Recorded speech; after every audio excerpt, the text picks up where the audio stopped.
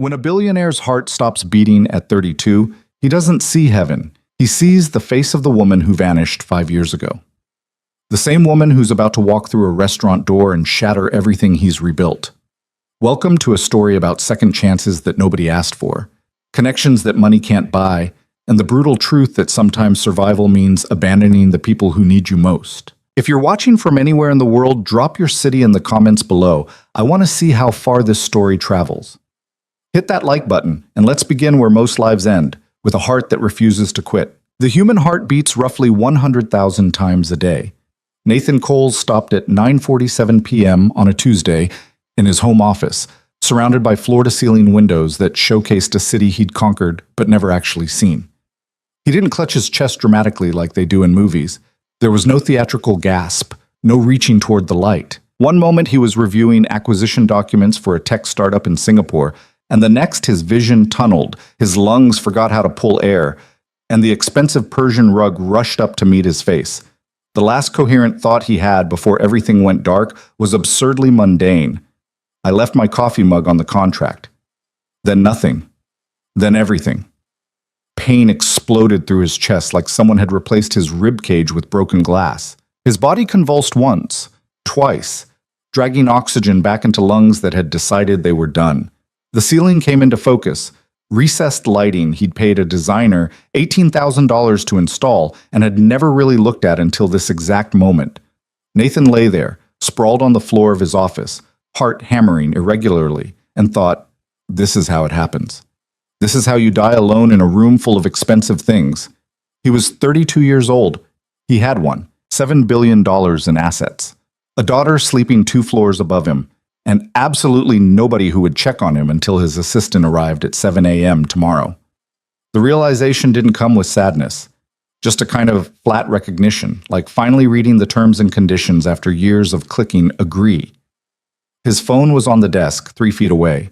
Might as well have been 3 miles. Nathan concentrated on breathing, in, out, and waited for his body to decide whether it was going to keep working or call it quits.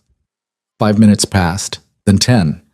The irregular thunder in his chest gradually steadied into something resembling a normal rhythm.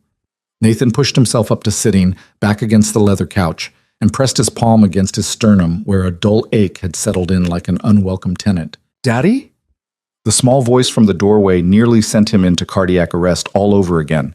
His daughter stood there in her princess pajamas, the ones with the faded stars because she refused to let him buy her new ones, clutching her stuffed elephant. Emma was 6 years old, all dark curls and serious eyes that looked too much like her mother's. "Hey, sweetheart." Nathan's voice came out rough. He cleared his throat, tried again. "What are you doing up?" "I had a bad dream." Emma walked into the room with the careful steps of a kid who'd learned early that her dad's workspace was usually off limits. "Are you okay? You're on the floor." "I'm fine. Just drop something."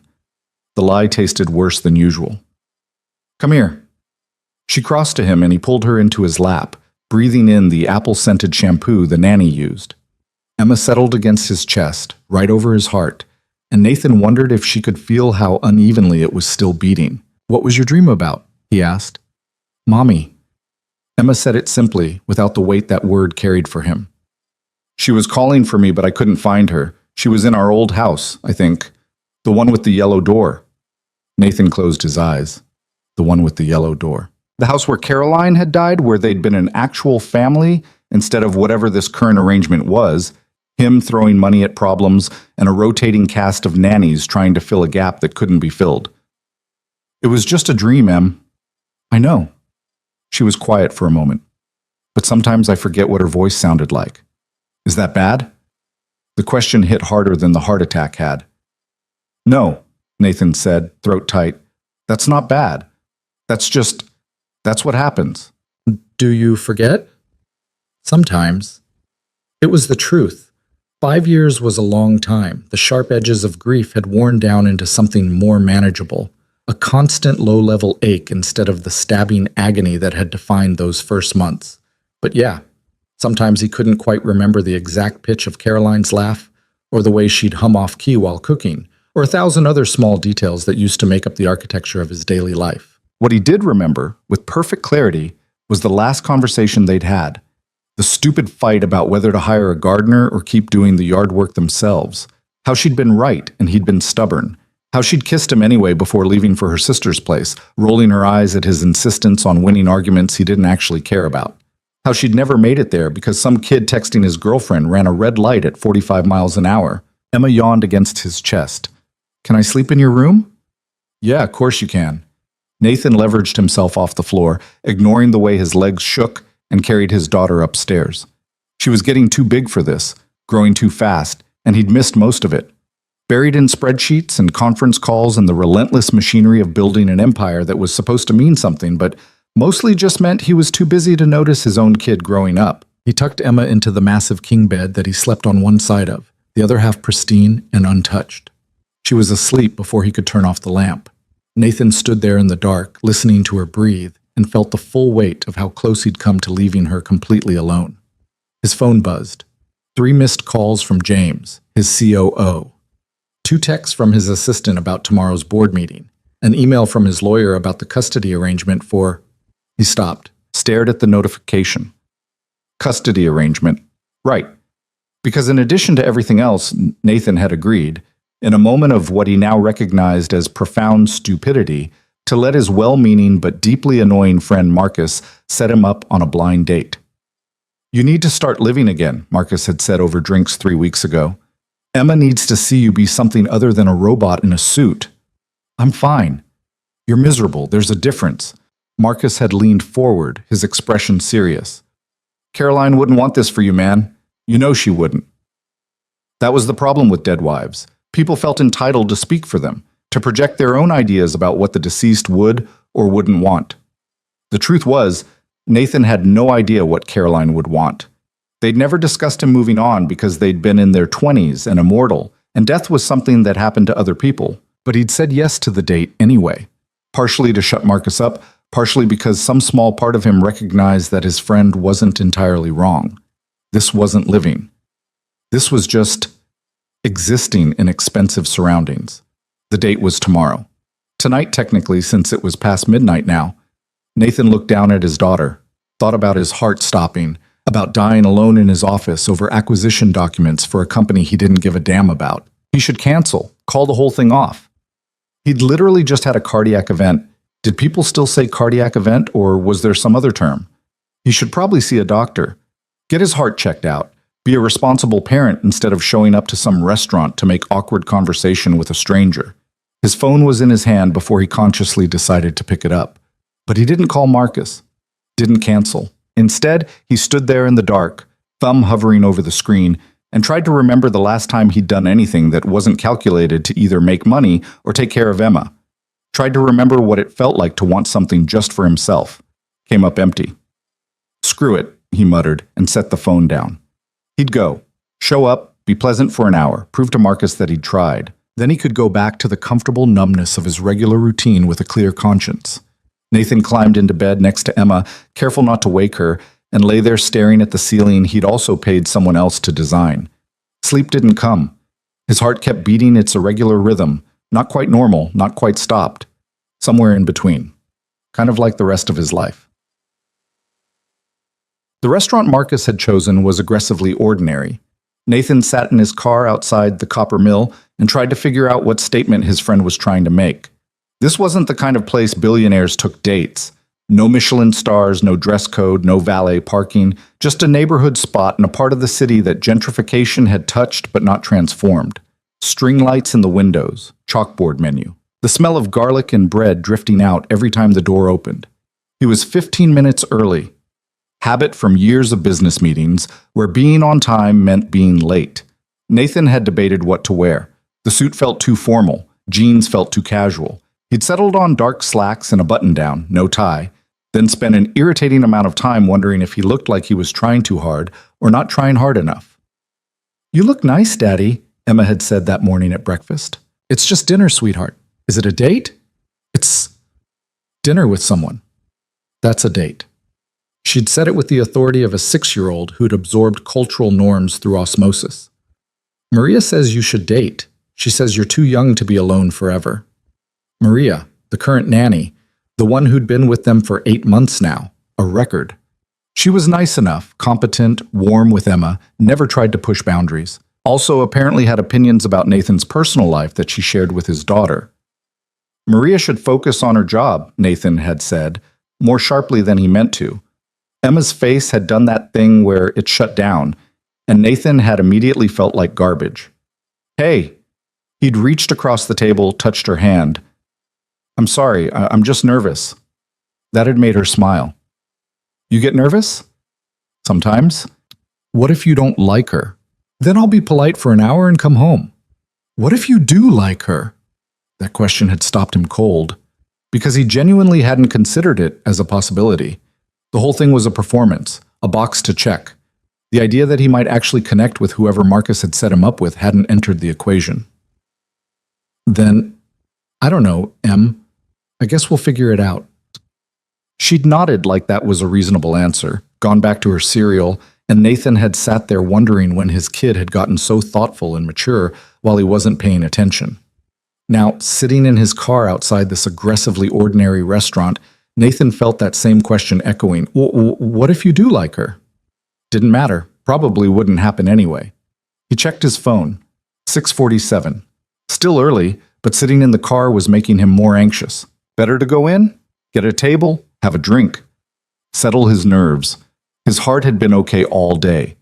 No more chest pain, no more arrhythmia. He'd looked up heart attacks online, because of course he had, and what he'd experienced didn't quite fit the usual description. Could have been stress, could have been nothing, could have been a warning. He hadn't called a doctor, should probably do that. Later. Nathan got out of the car and walked into the copper mill. The inside matched the outside. Warm lighting, exposed brick, mismatched furniture that was probably supposed to look artisanal. Half the tables were full, couples, mostly. A few families. The kind of crowd that could afford a nice dinner out but wasn't trying to make a statement about it. Welcome to the copper mill. The hostess was maybe 20, bright smile, tablet in hand. Do you have a reservation? Cole? Table for 2 at 7. She checked the screen. Perfect. Your table's ready if you'd like to sit now, or you can wait at the bar for your guest. I'll sit.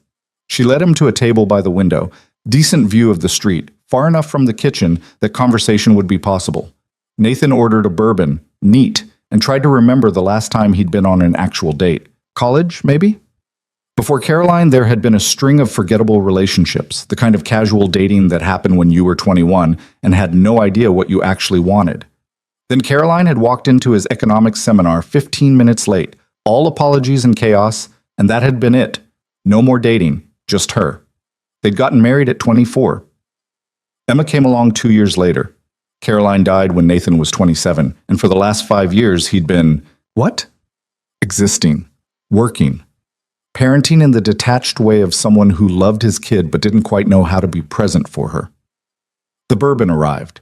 Nathan took a sip, felt the burn, tried to relax. 6:55. He pulled out his phone, scrolled through work emails without really reading them. Marcus had texted, "Don't screw this up. She's great. Just be yourself." Helpful. Except Nathan wasn't entirely sure who himself was anymore, outside of conference rooms and custody schedules. Another text from Marcus. Also, I didn't tell her you're rich, so maybe don't lead with that. Nathan frowned, typed back. Why would I lead with that? Because you're terrible at small talk, and money is literally the only interesting thing about you. Thanks. I'm being helpful. Talk about normal things. Ask questions. Pretend to be human. Nathan put the phone down before he could send the response forming in his head. 6:58. The door opened. Nathan looked up automatically, habit from years of scanning rooms, assessing situations, reading people. A woman walked in. Not her. This woman was older, already scanning the restaurant for whoever she was meeting. Nathan went back to his phone. The door again. He looked up, and his entire world stopped. Not like his heart stopping last night. That had been physical, mechanical. This was different. This was every system in his body simultaneously recognizing something impossible and trying to process it. The woman standing in the doorway, looking around with an expression that mixed nervousness and determination, was Lily Harper. Lily. Caroline's best friend. The woman who disappeared 5 years ago, right after the funeral, and who Nathan hadn't seen or heard from since. She was thinner than he remembered. Her dark hair was pulled back in a simple ponytail, instead of the elaborate styles she used to favor. Her clothes were nice but not expensive. A simple dress, cardigan, flats that had seen better days. She looked tired. She looked older. She looked like someone who'd had a rough 5 years. But it was definitely her. Lily's eyes swept the restaurant, landed on Nathan, and went wide. The color drained from her face. Nathan stood up without meaning to, his chair scraping against the floor loud enough that people at nearby tables looked over. They stared at each other across the restaurant. The hostess was saying something to Lily, probably asking about her reservation. Lily wasn't responding. She was just standing there, frozen, looking at Nathan like she'd seen a ghost. Which was fair, because he probably looked the same. Marcus, Nathan thought distantly, was a dead man. Lily said something to the hostess, who gestured toward Nathan's table. This was happening. This was actually happening. Marcus had set him up on a blind date with Lily Harper, Caroline's best friend, the woman who'd vanished without explanation, and Nathan was going to kill him. Lily walked toward the table like someone approaching a car accident. Can't look away. Can't quite believe what you're seeing. She stopped 3 feet away. Nathan. Her voice was exactly the same. A little rough around the edges, warm when she wasn't upset. He remembered that voice reading stories to Emma when she was a baby, laughing at Caroline's terrible jokes, going quiet and serious when things got real. Lily. I didn't... She stopped. Started again. Marcus didn't tell me... Yeah, me neither. The hostess appeared, tablet in hand, cheerfully oblivious to the tension. Here's your table. Your server will be right with you. She left. Nathan and Lily stood there. We don't have to do this, Lily said finally. I can leave. This was obviously a mistake. It came out harder than he meant it to. Not angry exactly, but not friendly either. Command voice, CEO voice, the voice that made boardrooms go quiet. Lily's jaw tightened. For a second he thought she'd walk out anyway. She'd done it before, after all. But then she pulled out the chair and sat down, back straight, hands folded in her lap. Nathan sat too. The server appeared. Can I get you started with drinks? Water, Lily said. Just water. The server looked at Nathan. Another bourbon. He was going to need it. The server left. Nathan and Lily sat across from each other, not speaking, while the restaurant buzzed with normal conversation around them. People on dates who actually wanted to be there. People whose pasts weren't sitting 3 feet away wearing a dress that probably came from a thrift store. You look good, Lily said finally. Successful. You disappeared. So much for small talk. Lily flinched. I know. 5 years, not a word, not a text, nothing. I know. Caroline died and you just left. Didn't even say goodbye to Emma. Nathan, she asked about you for months. Where's Lily? When is Lily coming back? And I had no idea what to tell her because her mom was dead and her favorite person after her mom just vanished. Lily's eyes were bright, not quite crying, but close. I couldn't what? Send a text, make a phone call, show up for the people who needed you? I had nothing. The words burst out of her, loud enough that the couple at the next table looked over. Lily lowered her voice. I had nothing, Nathan. No job, no money, no place to live. I was drowning, and I couldn't be there for Emma when I couldn't even be there for myself. So you ran. Yes, I ran. She met his eyes. I'm not proud of it, but yes. I ran because staying would have broken me completely, and I was already barely holding together. The server returned with their drinks, set them down, asked if they were ready to order. Nathan waved him away without looking. He picked up his bourbon, drained half of it.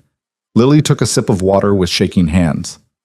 Why are you here? Nathan asked. Tonight. This restaurant. Did you know it was me? No, Marcus just said... She stopped. He said he knew someone who I might get along with. Someone who'd been through loss and understood. I thought he meant another widower or something. I'm not a widower. I know what you are. The way she said it stung, like she could see straight through the expensive clothes and the controlled exterior to the hollow thing underneath. You know what Marcus is, right? Lily continued. He was always terrible at boundaries. Always thought he knew better than everyone else what they needed. That was true. Marcus meant well, but had the subtlety of a brick through a window. He should have told us, Nathan said. Yeah, he should have. Lily turned her water glass around, not drinking, just needing something to do with her hands. For what it's worth, I'm sorry. About disappearing. About not being there for Emma. About all of it. That doesn't fix anything. I know. They sat in silence. The thing was, Nathan realized, he wasn't even that angry. He should be. He had every right to be. But mostly he just felt tired and confused, and like the universe was playing some kind of cosmic joke. What have you been doing? He asked. These 5 years. Lily laughed, but there was no humor in it. Surviving, mostly.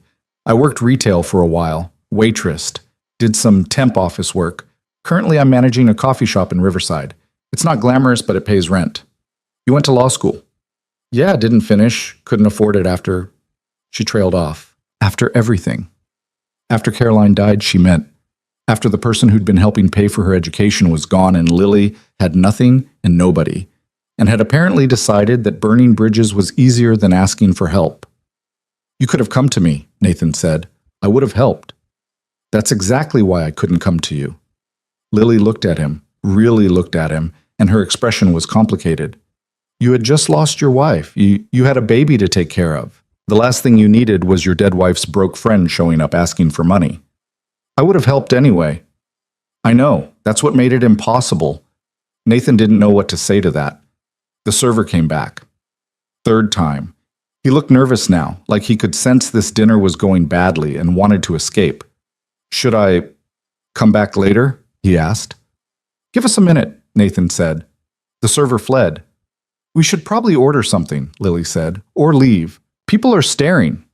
They weren't, actually, but Nathan understood the impulse. This whole situation felt like a spectacle, even though they were just two people sitting at a table having a conversation. Are you hungry? He asked. Not really. Me neither, but neither of them moved to leave. How's Emma? Lily asked quietly. And there it was, the question that actually mattered. She's good, smart, too serious for 6 years old. She looks like Caroline. Lily smiled, and for the first time since she'd walked in, it reached her eyes. I bet she's beautiful. She is. Nathan pulled out his phone, found a recent photo. Emma at her school's art show, standing proudly next to a painting of what was supposedly their house but looked more like a colorful blob. He turned the screen toward Lily. Her expression crumpled. Oh, she said softly. Oh, Nathan. She's perfect. Yeah. Lily looked at the photo for a long moment, then handed the phone back. Does she remember me? Sometimes. Less than she used to. That's probably for the best. Is it? Lily didn't answer. The restaurant buzzed around them. Normal people having normal dinners. Nathan felt like he was in a different universe entirely. I should go, Lily said. She started to stand. Wait. She paused.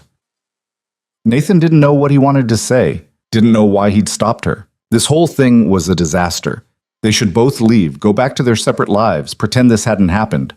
But his heart had stopped last night, and he'd woken up this morning with the strange, unsettling feeling that he was supposed to be paying attention to something, that the universe was trying to tell him something. Maybe this was it. Sit, he said. Please. Lily hesitated, then lowered herself back into the chair. I don't know what this is, Nathan said slowly. I don't know why Marcus thought setting us up was a good idea, but you're here, I'm here, and maybe... He stopped. Maybe we could just eat dinner, talk, figure out what the hell happened to us these last 5 years.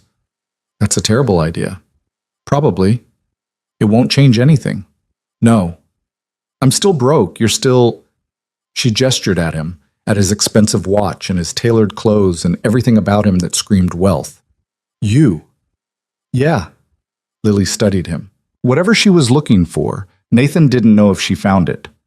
One dinner, she said finally. Then we go back to our lives. One dinner. It was a lie. They both knew it was a lie. You didn't sit down with ghosts from your past and walk away unchanged. But Nathan nodded anyway, and Lily stayed in her chair, and when the server came back, they actually ordered food. And for the first time in 5 years, Nathan felt something that wasn't numbness or grief or obligation. He felt awake.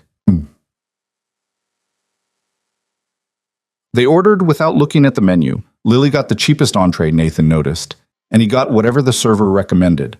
Neither of them cared about the food. So, Lily said after their third awkward silence in as many minutes, Billionaire. That's new. Not really. The company was doing well when Caroline... He stopped. When she died. I just kept working. It grew. It grew, Lily repeated, like a plant you forgot to water but somehow turned into a tree. Something like that. What do you do exactly? I mean, I know it's tech, but we build software infrastructure for hospitals, electronic medical records, patient management systems, data analytics, the boring stuff that keeps healthcare running. That doesn't sound boring. It is, trust me. Lily smiled a little. You always were terrible at talking yourself up. Caroline used to handle that part. The name hung between them. She'd be proud of you, Lily said quietly. Building something that helps people. That was always important to her. Nathan looked down at his bourbon. She'd be pissed that I work 70-hour weeks and barely see Emma. Yeah, she would. The honesty was startling, but also kind of refreshing. Most people tiptoed around Caroline's memory, treated her like a saint instead of a real person who would have had strong opinions about how Nathan was screwing up their daughter's childhood. What about you? Nathan asked. Coffee shop manager? That what you want to be doing? Lily laughed. No, but it's steady work and my boss is decent and I get health insurance. That's more than I had for a while. You never went back to school? Couldn't afford it. Student loans from the first time around are still crushing me. She said it matter-of-factly, like she was commenting on the weather. Turns out law school debt doesn't care if you didn't finish. Nathan wanted to offer to pay it off. The impulse was immediate and strong.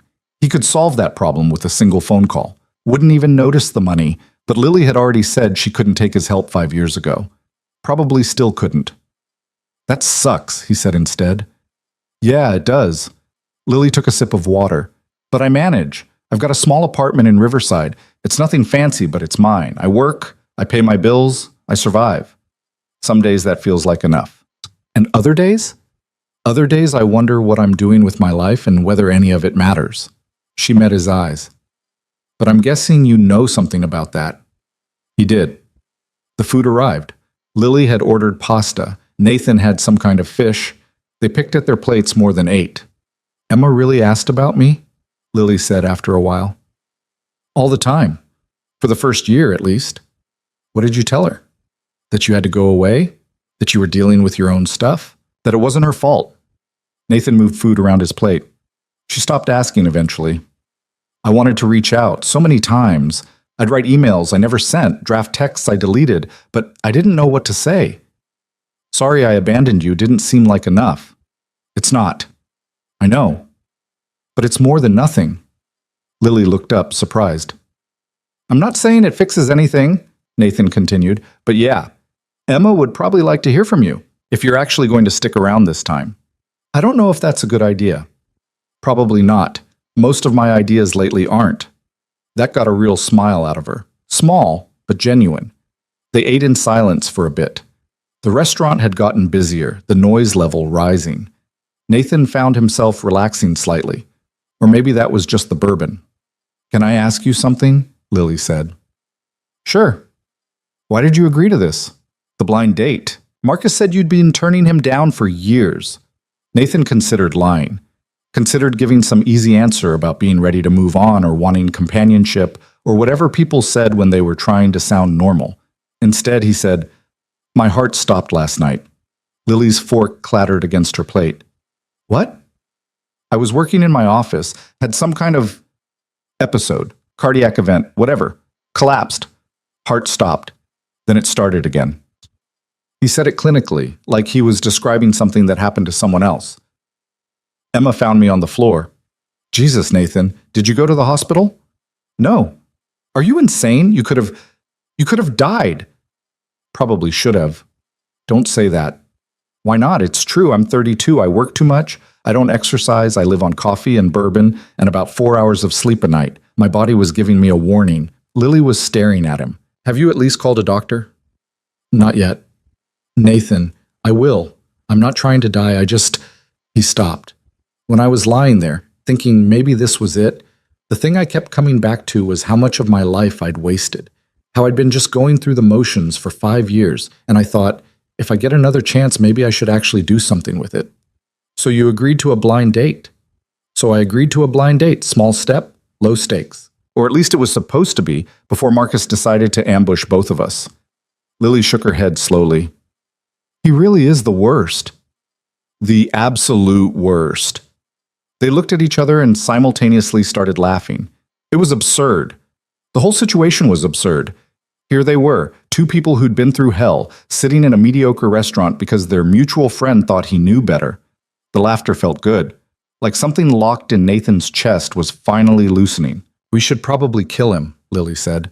I'm open to it. Make it look like an accident. I know people. She grinned, and for a second Nathan saw the Lily he remembered. The one who used to show up at their apartment at midnight with wine and stories. The one who made Caroline laugh until she couldn't breathe. The one who'd been family before everything fell apart. The grin faded. I really am sorry for leaving. I know I keep saying it, but I get it. Do you? Nathan thought about it, really thought about it. 5 years ago, he'd been angry, hurt, felt betrayed when Lily had disappeared right when they needed her most. But sitting here now, looking at this woman who'd clearly had her own rough road, he found that anger had burned down to something else. Yeah, he said. I think I do. You were drowning and you swam away. I was drowning and I threw myself into work. Different strategies, same problem. Does that mean you forgive me? I don't know. Maybe. Ask me again when I'm not still processing the fact that you're sitting across from me. Fair. They finished their food. The server cleared their plates and asked about dessert. They both declined. The check came. Nathan grabbed it before Lily could. I can pay my half, she said. I know you can. I'm paying anyway. Nathan, it's one dinner. Let me get it. She looked like she wanted to argue. Then something in her expression shifted and she just nodded. Thank you. He put down his card and they sat there waiting for the server to come back. So what happens now? Lily asked. I don't know. We could pretend this never happened.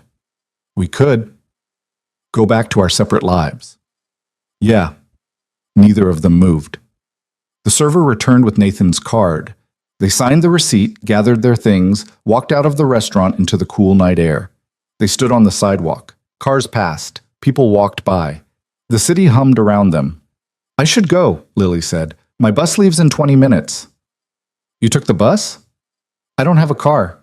I'll drive you. Nathan, you don't have to. I know I don't have to. I'm offering. He pulled out his keys. Where do you live? Riverside. But that's like 40 minutes from here. So? Lily hesitated. Then, okay, thank you.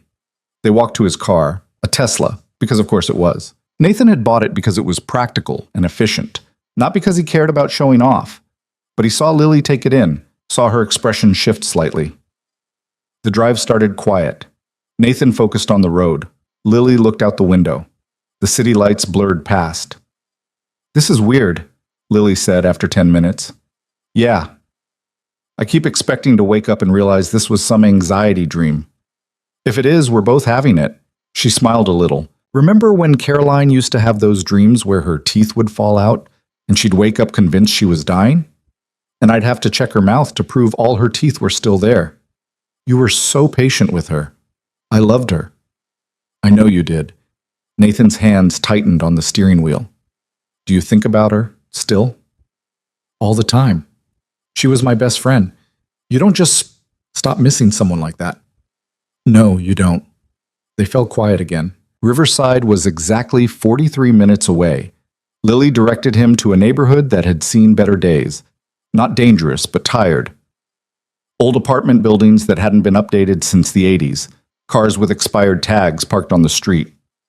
Here, Lily said, pointing to a 3-story building with peeling paint. This one. Nathan pulled up to the curb. Lily unbuckled her seatbelt but didn't get out. Thank you for dinner and the ride and not completely hating me. I don't hate you. You probably should. Yeah, probably. She reached for the door handle, stopped. Nathan?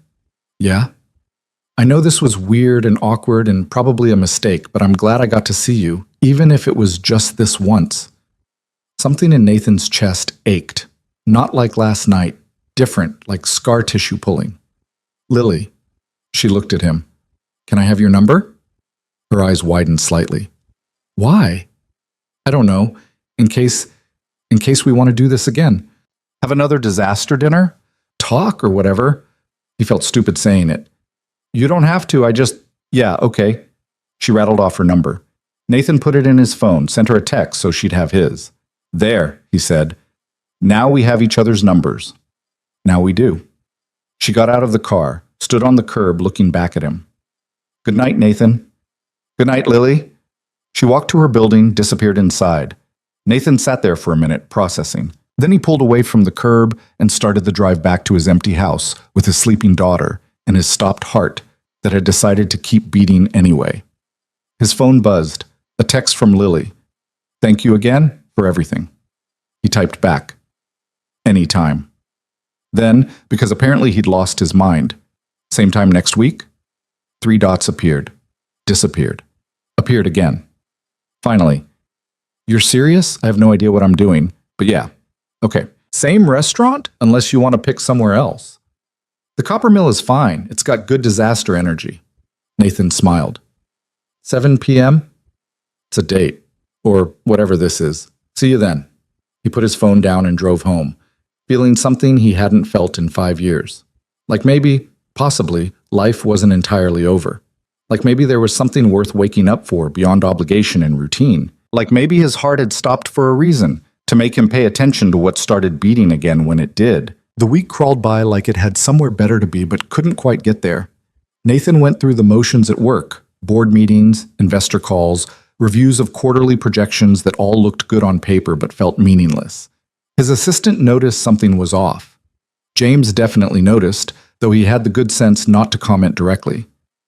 You seem distracted, was all James said on Thursday, after Nathan had missed a question from the CFO about the Singapore expansion. I'm fine. Sure, but maybe schedule that doctor's appointment anyway?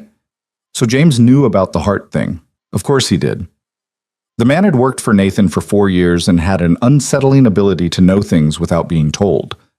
I'll handle it. That's what you said Monday, and Tuesday, and Wednesday. Nathan had looked up from his laptop, ready to snap, but James was already walking out of the office with that infuriating smirk that meant he knew he was right. The appointment got scheduled. Friday afternoon squeezed between a lunch meeting and a conference call with Tokyo. The doctor was young, efficient, and deeply unimpressed with Nathan's casual approach to cardiac events. So you felt your heart stop, Dr. Chen said, reviewing the EKG results that showed exactly nothing useful, and you waited 5 days to come in. I've been busy. Busy. She said it like he'd just told her he believed in Santa. Mr. Cole, cardiac arrest at 32 isn't busy. It's a warning sign that your body is failing. The EKG looks normal. Right now, yes, but stress-induced events don't always show up on standard test. She closed his chart. I'm ordering a stress test, echocardiogram, and blood work, and I'm strongly suggesting you reduce your work hours, improve your sleep, and consider therapy. Therapy. For the stress that's literally stopping your heart. Nathan had left with a stack of referral forms he had no intention of using and a prescription for anxiety medication he definitely wasn't going to fill. The stress test was scheduled for next week. He'd show up, pass it, prove his heart was fine, and everyone could stop treating him like he was made of glass. Emma had been watching him all week with those 2 serious eyes. Are you sick? She'd asked Tuesday night. No, sweetheart, why? Maria says you went to the doctor. Of course she did.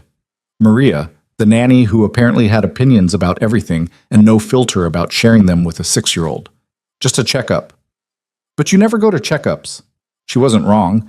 Nathan avoided doctors the way most people avoided tax audits. I'm being more careful now, he'd said, which was close enough to true. Because of your date? That had caught him off guard. What? The lady you had dinner with. Are you being more careful because of her? Nathan had no idea how to answer that. The truth was complicated. Yes, seeing Lily had shaken something loose in him, made him aware of how much he'd been sleepwalking through his own life. But correlation wasn't causation, and he wasn't about to explain to his 6-year-old that sometimes it took your heart stopping and a ghost from the past appearing to make you wake up. I'm being more careful because I want to be around for you, he'd said instead. Emma had considered this. Are you going to see her again? Maybe. Do you like her? I don't know her well enough to know if I like her. That's what dates are for, to figure out if you like someone. She'd said it with the confidence of a child who'd absorbed relationship advice from TV shows. Maria says, what else does Maria say? Emma had gotten that look that meant she knew she'd said too much. Just stuff about how it's okay for you to date, that mom would want you to be happy. Nathan had pulled her into a hug before the conversation could go anywhere more painful. Mom would want us both to be happy, and we are, right? Right, Emma had said against his shoulder, but she hadn't sounded entirely convinced. Now it was Saturday evening, and Nathan was standing in front of his closet, having the same stupid debate about what to wear. The suit was too much, jeans were too casual. He'd already worn those dark slacks and button-down combo last week. His phone buzzed. Lily. Still on for tonight? He typed back. Yeah. You? Unfortunately, yes, this is a terrible idea. Probably. See you at 7. Nathan stared at his closet for another 30 seconds, then grabbed jeans and a sweater. Screw it. If this was going to be a disaster, might as well be comfortable. Downstairs, Emma was in the living room with Maria, watching something animated and loud. She looked up when Nathan walked in. You look nice, she said. Thanks, Em. Is it the same lady? Maria glanced over, clearly interested despite her attempt to look focused on the TV. Yeah, same lady. What's her name? Nathan hesitated. He hadn't told Emma it was Lily, hadn't wanted to open that whole complicated box, but lying felt wrong. Lily. Emma's face did something complicated. Like, my Lily from before? Yeah, like that Lily. But she left. She did. But she's back now. Or, we're talking. It's complicated. Emma processed this with the seriousness of a Supreme Court justice reviewing a case. Does she remember me? Of course she remembers you. She asked about you. What did you tell her? That you're smart and beautiful and too serious for a 6-year-old. That got a small smile. Can I see her? Maybe. Eventually. We're still figuring things out. Okay. Emma went back to her show, but Nathan could see the wheels turning. This was going to come up again, multiple times, with questions he didn't have answers to. Have fun on your date, Mr. Cole, Maria said, in a tone that was professionally neutral, but definitely amused. Thanks, Maria. And maybe stay out past 9 this time? Live a little? Nathan left before she could offer more unsolicited life advice. The drive to the copper mill felt shorter this time, less nerve-wracking, or maybe just differently nerve-wracking. Last week had been about facing a stranger. This week was about facing someone who knew him, or at least knew who he used to be. He arrived 10 minutes early again. Couldn't break the habit.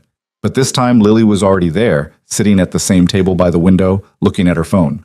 She dressed up slightly more than last week. Dark jeans, a green blouse that brought out her eyes, hair down instead of pulled back. She still looked tired, but less like she'd been hit by a truck, more like she'd gotten actual sleep for once. Nathan walked over. Lily looked up, and her expression did something between a smile and a grimace. You came, she said. So did you.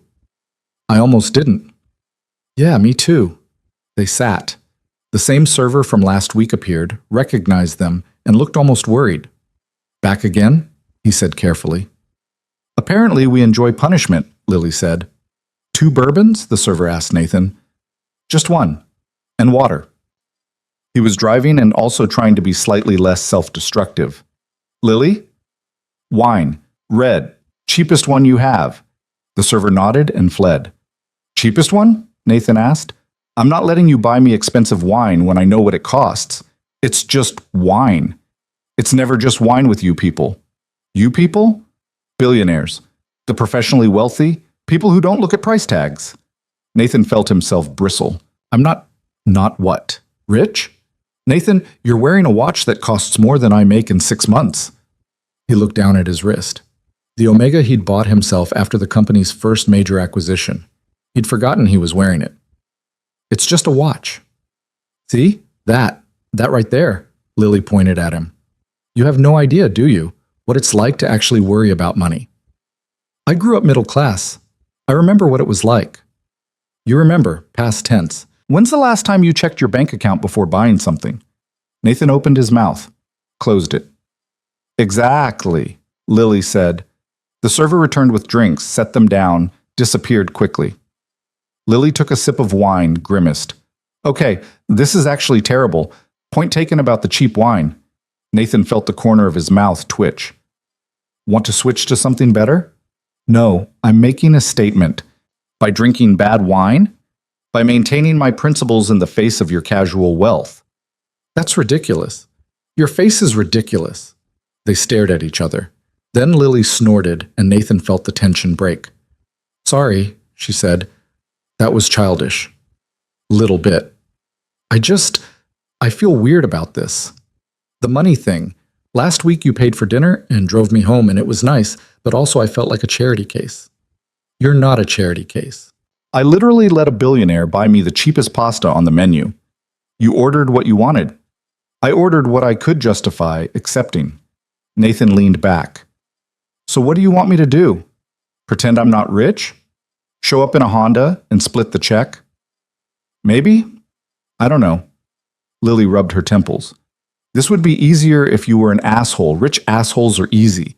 But you're being nice and it makes me feel guilty for judging you. I can be an asshole if it helps. Please don't. One problem at a time. They sat there for a moment. The restaurant hummed around them. Saturday night crowd, louder than last week. Families, couples, friend groups, normal people doing normal things. Can we start over? Nathan asked. What? This conversation, this dinner, can we just start over? Pretend the first 5 minutes didn't happen? Lily considered. Okay, yeah, let's do that. Nathan picked up his bourbon, set it down, picked it up again. Hi, I'm Nathan. I'm bad at this. Hi, Nathan. I'm Lily. I'm also bad at this. What are you bad at specifically? Accepting help. Not being defensive. Trusting that people aren't going to leave. She said it casually, but the words landed heavy. You? Letting people in. Admitting I'm struggling. Believing anything I do matters outside of work. He paused. Also, I apparently have a stress problem that's trying to kill me. Yeah, about that. Did you see a doctor? Yesterday? And I need a stress test and therapy and to work less, the usual. Lily watched him over her wine glass. Are you going to do any of that? The stress test, probably. The rest, Nathan shrugged. You're an idiot. Excuse me? Your heart stopped and you're still working 70-hour weeks? That's idiotic. I have responsibilities. You have a death wish. I have a company to run and a kid to provide for. Your kid doesn't need money. She needs a dad who's alive. Nathan felt his jaw tighten. You don't get to lecture me about parenting. You left. It came out harsher than he meant. Lily flinched like he'd slapped her. You're right, she said quietly. I don't get to lecture you. I'm sorry. They sat in uncomfortable silence. The server appeared. Ready to order? No, they said simultaneously. He left. I'm screwing this up, Nathan said. We both are. Why are we doing this? Lily laughed, sharp and humorless. I have no idea. Apparently we're gluttons for punishment. We could leave. We could. Neither of them moved. I don't want to leave, Nathan admitted. Me neither. Even though this is awful, Lily finished her terrible wine. Want to know something sad? This is still the best conversation I've had in months. That's depressing. Tell me about it. She signaled the server, pointed at her glass. Better wine this time. I'm abandoning my principles. The server looked at Nathan, who nodded. When he was gone, Lily leaned forward. Okay.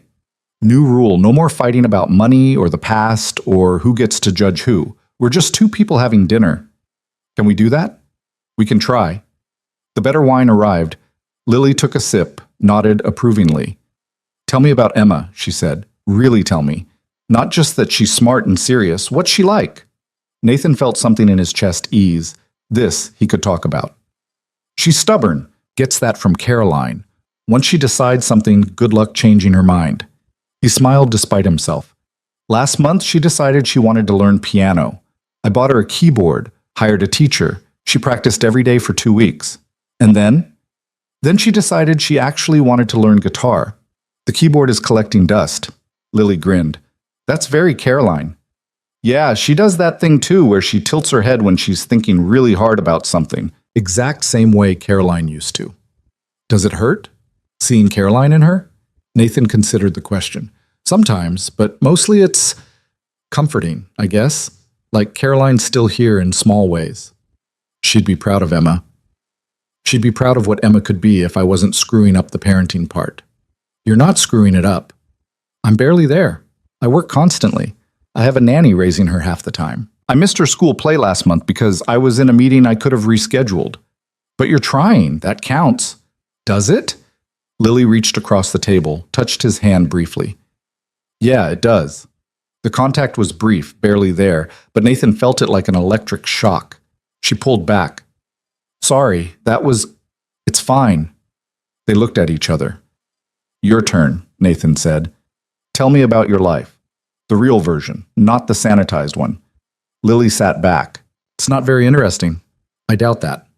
Okay, let's see.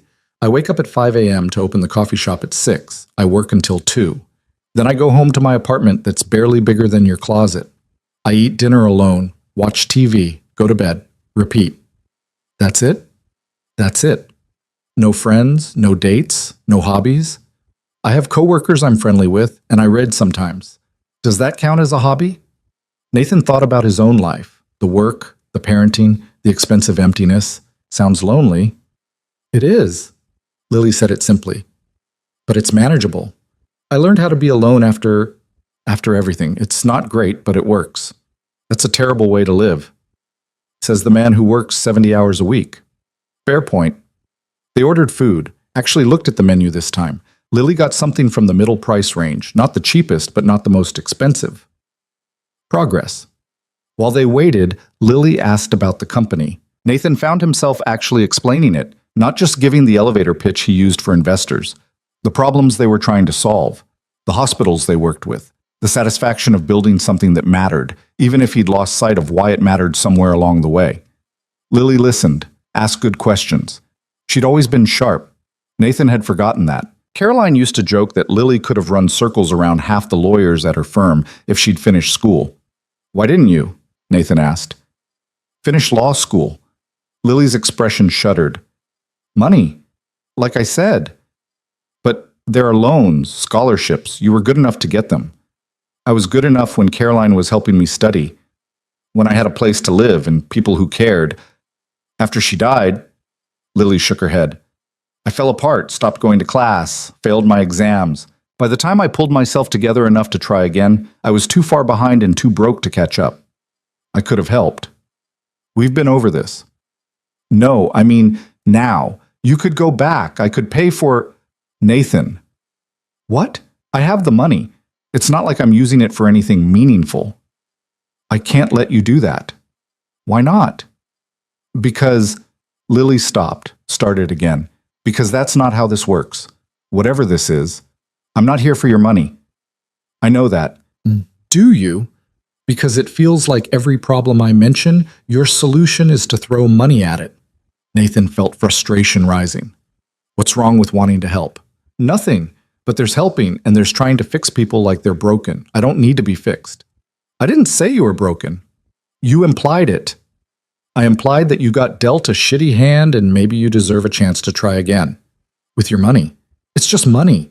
It's never just money. They were getting loud. People were looking. The server appeared, set down their food with the nervous energy of someone who'd wandered into a minefield. Lily took a breath.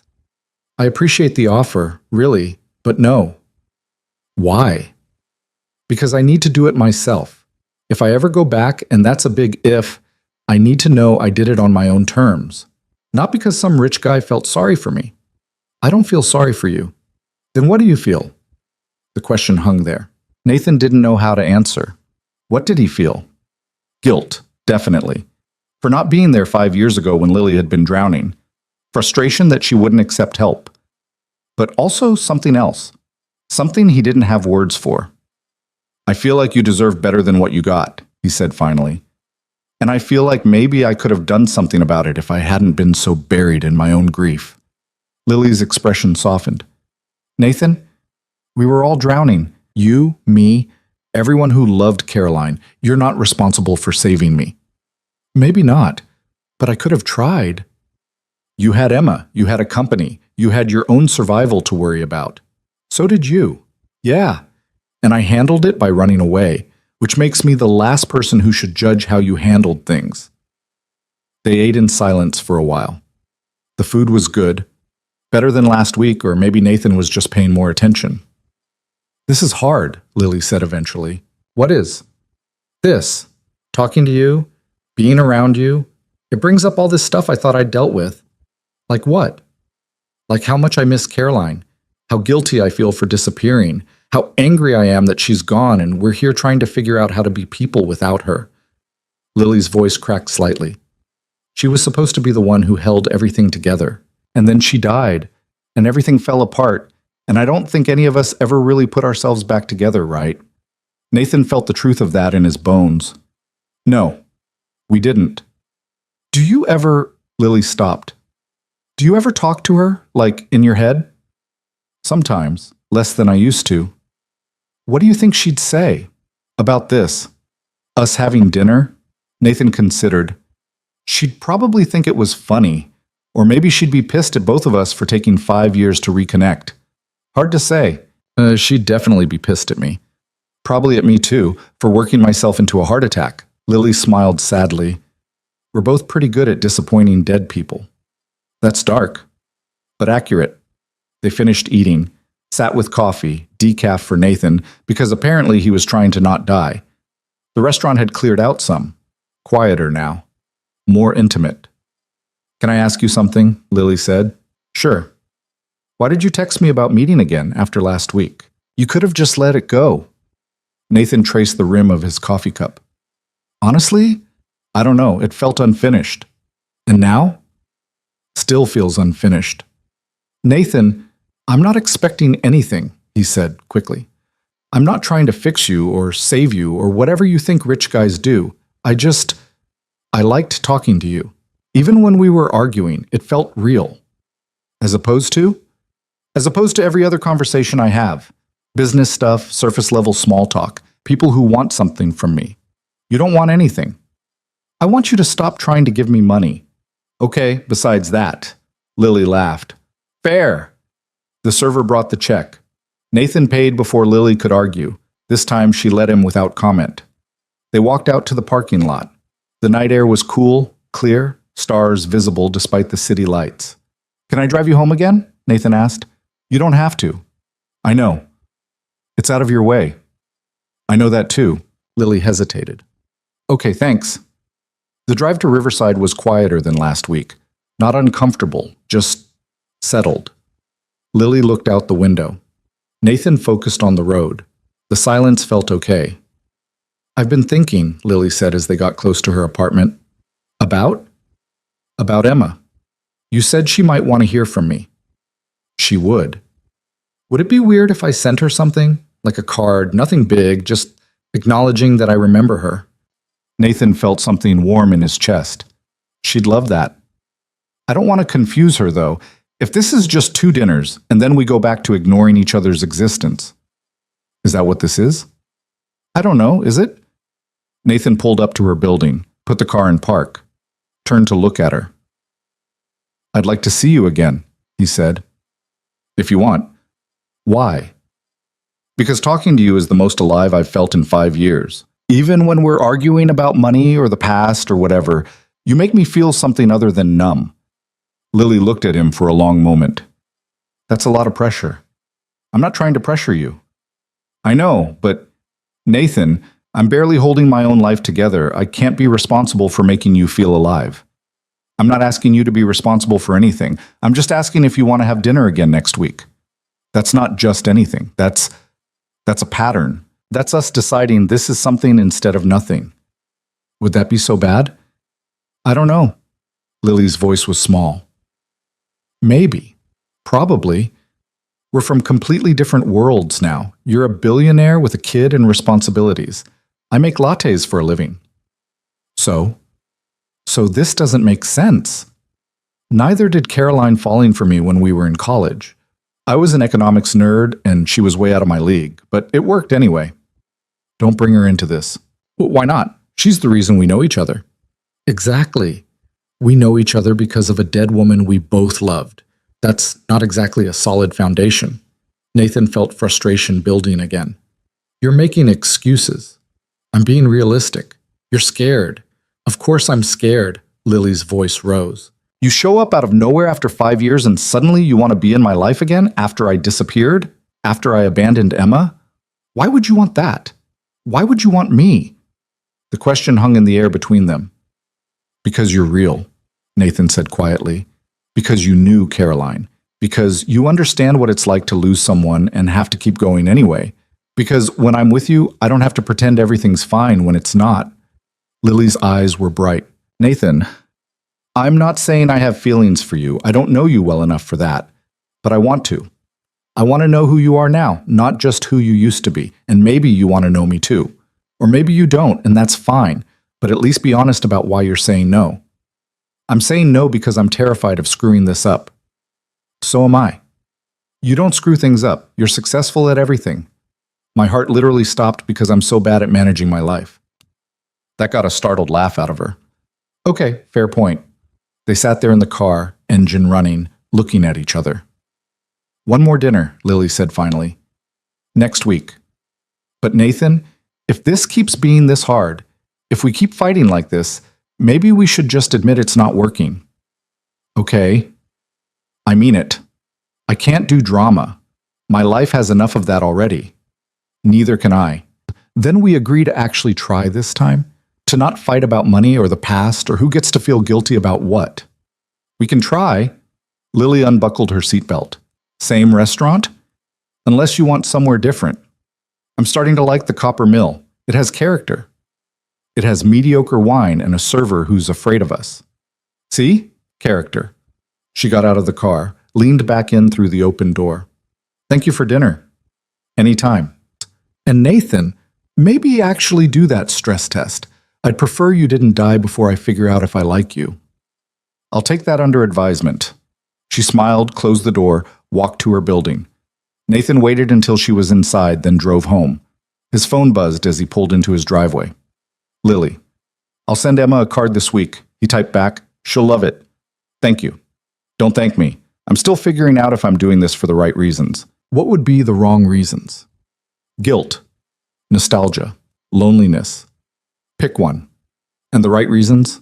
I don't know yet. Still working on it. Nathan smiled. Same time next week, 7 p.m.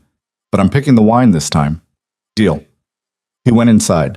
Emma was asleep. Maria was watching something on Netflix in the guest room. Nathan checked on his daughter, stood there watching her breathe for longer than was probably normal. I'm trying, he whispered to the sleeping child who looked too much like her mother. I don't know what I'm doing, but I'm trying. Emma didn't answer, just kept sleeping, peaceful, and unaware that her father was slowly, awkwardly, attempting to become a person again instead of just a collection of responsibilities and regrets.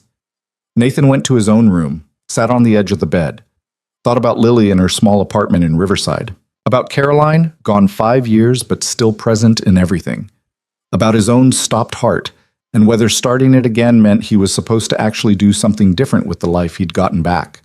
His phone buzzed again. This time it was Marcus. So how'd dinner number 2 go? Nathan typed, You're still a dead man, but did it go well? We didn't kill each other. That's progress. I'm a genius. You're an idiot who got lucky. Same thing. Dinner number 3 next week? Maybe. That's a yes. You're welcome. Nathan put the phone down before he could tell Marcus exactly where he could shove his matchmaking skills. But his friend wasn't entirely wrong. This whole thing was messy and complicated and probably a terrible idea, but it was something, an actual thing happening in his life that wasn't work or obligation or going through motions. Nathan lay back on his bed, stared at the ceiling he'd paid someone else to design, and wondered if maybe, possibly, this was what the universe had been trying to tell him when his heart stopped. Not that life was ending, but that it might be trying to start again. And maybe, for the first time in 5 years, he was ready to let it. The card arrived on Wednesday. Emma found it in the mail when Maria brought in the stack of bills and business correspondence that Nathan usually ignored until his assistant forwarded the important ones. She was sitting at the kitchen table doing homework when she spotted the envelope with her name on it, handwritten in unfamiliar curly letters. Daddy, I got mail. Nathan looked up from his laptop. He'd been working from home more this week, trying to prove to himself and everyone else that he could pull back without the company imploding. So far, it was working about as well as expected, which is to say, he was still checking his phone every 5 minutes and had already rescheduled 2 meetings he could have handled remotely. What is it? Emma tore open the envelope with the enthusiasm of a kid who never got personal mail. Inside was a card with a watercolor elephant on the front. She opened it, read silently, and her face did something Nathan couldn't quite interpret. "It's from Lily," she said quietly. Nathan's chest tightened. He'd known the card was coming. Lily had texted him Monday asking for the address, but seeing Emma hold it made everything suddenly real in a way the dinners hadn't been. "What does it say?" Emma read aloud, stumbling slightly over some words. "Dear Emma, I know it's been a long time since we saw each other. I think about you often and wonder what kind of person you're growing up to be. I bet you're smart and brave and kind, just like your mom. I hope someday we can be friends again. Love, Lily." She looked up. There's a PS. It says, "I remember you loved elephants. I hope you still do." She was holding the card like it might disappear if she wasn't careful. "Do you remember her?" Nathan asked. "Kind of. I remember someone who smelled nice and read me stories, and she had long dark hair." Emma traced the elephant on the card. "Is she your girlfriend?" "No, we're friends. We're getting to know each other again." "But you have dinners with her." "Yes." "That's dating." "It's complicated." Emma gave him a look that said she didn't buy it. 6 years old and already fluent in adult nonsense.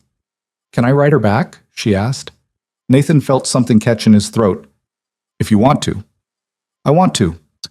She got up from the table, card clutched in her hand, and ran upstairs. Nathan heard her bedroom door close. He sat there staring at his laptop screen without seeing it. His phone buzzed. "Lily. Did the card arrive?" "Yeah, Emma's writing you back right now." "Oh, that was fast. She was excited." There was a pause, then, "I'm terrified I said the wrong thing." "You didn't. She loved it." "Are you sure?" "I'm sure."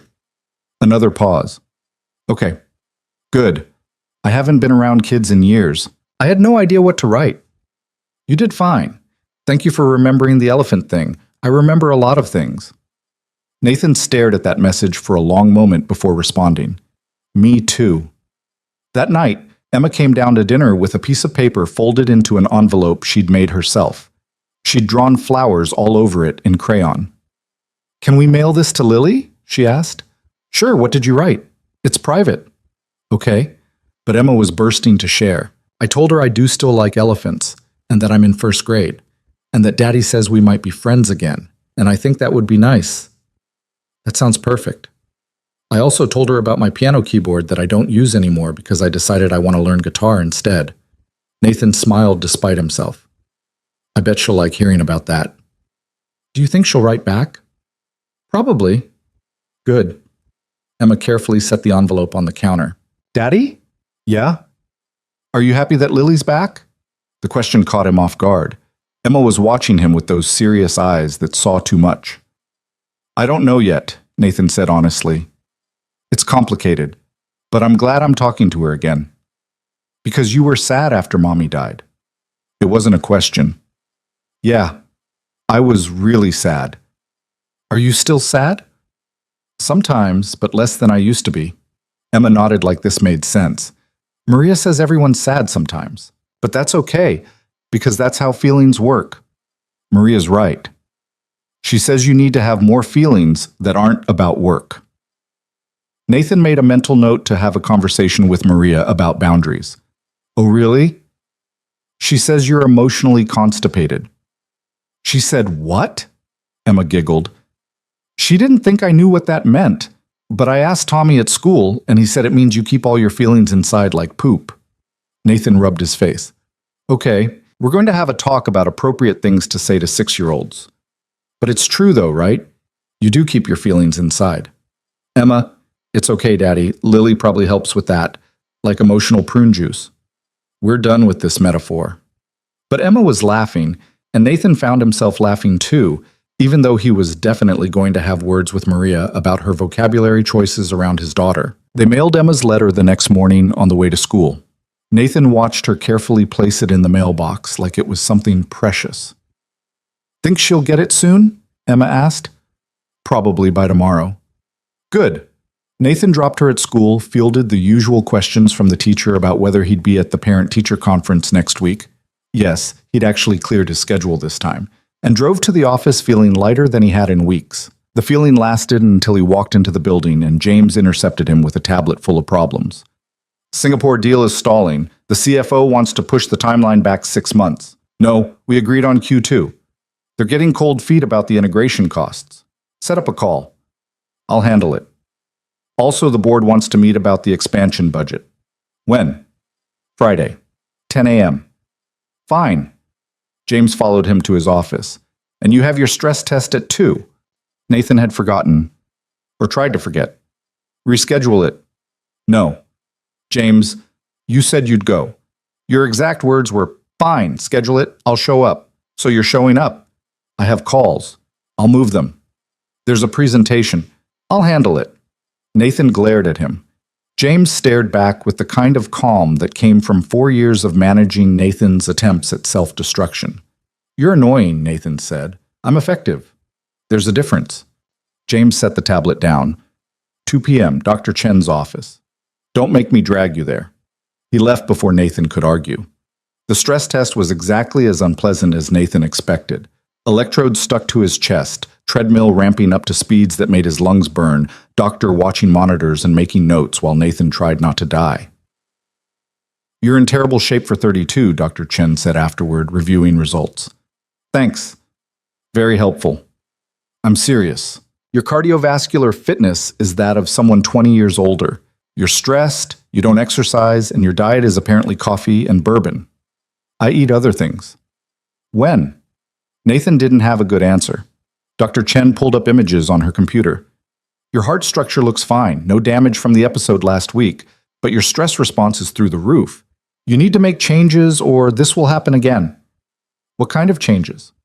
Exercise, real food, sleep, therapy. All the things I told you last week that you ignored. I've been working from home more. That's a start. Keep going. She printed out some papers, handed them to him. Cardiac rehab program, stress management classes, nutritionist. I want you doing all 3. Nathan looked at the referrals. This is a lot. Your heart stopping is also a lot. Pick your hard. He left with a folder full of information he'd probably ignore and a prescription for beta blockers he definitely wasn't going to fill, but he did schedule the first cardiac rehab session. Small steps. His phone buzzed on the drive back to the office. Lily. Emma's letter arrived. I'm crying in my coffee shop. Good crying or bad crying? Good. Mostly. She's so grown up. And her handwriting is adorable. She worked really hard on it, I can tell. She drew me a picture of an elephant. She draws a lot of elephants. It's perfect. Can I write her back? She'd love that. There was a pause, then, thank you for letting me do this. I know it's complicated. It's worth it. She's happy. So am I. Nathan stared at that message longer than he should while sitting at a red light. The car behind him honked when the light turned green. Saturday came faster than expected. Nathan spent the week actually leaving work at reasonable hours, having dinner with Emma, reading her bedtime stories instead of letting Maria handle it. It felt strange, unfamiliar, but also kind of good. Emma asked about Lily every night. Are you seeing her again? Tonight. Can I meet her? Not yet. We're still figuring things out. When? I don't know, sweetheart. Soon, maybe. You always say soon, but you mean later. She wasn't wrong. Nathan had picked up Caroline's habit of kicking difficult conversations down the road. How about this? He said. If tonight goes well, we'll talk about you meeting Lily, okay? Promise? Promise. Emma made him pinky swear, which apparently was still legally binding in first grade. Now Nathan was sitting in the copper mill 15 minutes early again, watching the door and trying not to think about how this had become a pattern. 3 weeks, 3 dinners. That meant something. He just wasn't sure what yet. Lily walked in at exactly 7. She dressed up more this time. A blue dress that actually fit well, her hair styled instead of just pulled back. She looked nervous. Nathan stood as she approached. They did that awkward thing where neither of them knew if they should hug or shake hands or just sit down. They settled on a small wave and mutual uncomfortable smiling. "Hi," Lily said. "I'd see." They sat. The server appeared immediately. He'd clearly been waiting for them. "The usual?" he asked with something approaching actual friendliness. They'd apparently graduated from table that fights to regulars. "Please," Nathan said. Lily nodded. The server left. They sat there. "Emma loved your card," Nathan said. "I got her letter. It was—" Lily's voice cracked slightly. "It was really sweet. I wrote her back today. She'll be excited. I drew her an elephant, too. Mine's not as good as hers. I'm sure it's fine. It looks like a deformed dog." Nathan laughed. "She won't care." Their drinks arrived. Lily had apparently given up on maintaining principles because she ordered the second most expensive wine on the menu. Nathan noticed but didn't comment. "So," Lily said, "week 3. We're practically in a relationship. Is that what this is?" "I have no idea. What do you think it is?" Nathan considered. "Two people having dinner and trying not to screw it up. Romantic. I'm not trying to be romantic." "Good. Because you're terrible at it." "Caroline used to say that too." Lily smiled. She wasn't wrong. "Remember when you tried to surprise her for your anniversary and accidentally booked the restaurant for the wrong night?" "In my defense, I was working on a major deadline." "You were always working on a major deadline." "Fair point." They fell into easier conversation than the previous weeks. Talking about Caroline felt less like stepping on landmines now, more like sharing memories of someone they both loved instead of competing over who had the right to grieve. She would have loved seeing Emma grow up, Lily said. Would have been one of those moms at every school event with a camera. Taking 1,000 pictures and posting none of them because she could never decide which ones were best. Oh my God, yes. Her phone was full of almost identical shots.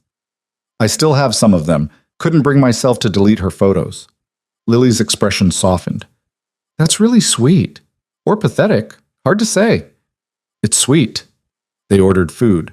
Nathan was starting to recognize the menu, which said something about how often they'd been here. "Can I ask you something?" Lily said while they waited. "Sure." "Why haven't you dated? In 5 years. It can't just be because you're busy." Nathan turned his glass in circles. "Honestly, I didn't think I was allowed to." "Allowed?" "Caroline died and I became that guy. Young widower with a baby. Everyone had opinions about when it would be appropriate to move on. Too soon and I didn't really love her. Too late and I wasn't thinking about Emma's needs, so I just didn't." "That's a terrible reason." "Yeah, but it was easier than dealing with people's judgments." "What people?" "Everyone. Caroline's parents, our friends. Random strangers who felt entitled to comment on my life because I was some kind of tragic figure." Nathan felt old frustration rising. "You know how many women approached me at the funeral, at my wife's actual funeral, offering to help with the baby or be there if I needed someone to talk to?" Lily's eyes widened. "That's disgusting." "It was practical. Some of them meant well. Others were just opportunistic. Either way, it made me feel like Caroline was barely cold and people were already trying to replace her." "So you shut down?" "So I shut down." Lily was quiet for a moment. "I get that. After I left, people kept asking if I was okay, if I needed anything, and all I could think was that if I accepted help, I'd have to explain why I needed it, and explaining meant admitting I'd failed, that I couldn't handle losing my best friend without completely falling apart." "You didn't fail, didn't I? I dropped out of school, lost my apartment, ended up couch surfing for 6 months while I worked retail jobs that barely paid enough to eat. That's not failure. That's survival."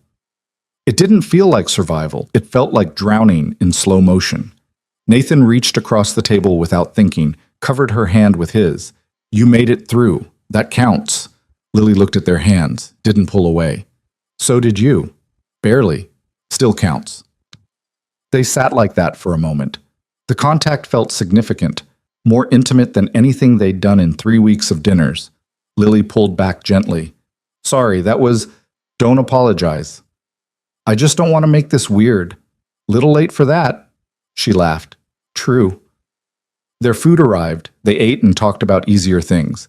Lily's terrible boss who kept scheduling her for opening shifts after closing shifts. Nathan's daughter deciding she wanted to be a marine biologist this week instead of an astronaut. Normal things. Comfortable things. I did the stress test, Nathan said at some point. And? And I'm apparently in terrible shape for 32. Shocking. The doctor wants me to do cardiac rehab and therapy and eat vegetables. Are you going to? The rehab, yeah, I actually scheduled it. Progress. The therapy, I don't know, seems like a lot. Lily set down her fork. Nathan, your heart stopped. You work yourself into the ground. You barely sleep.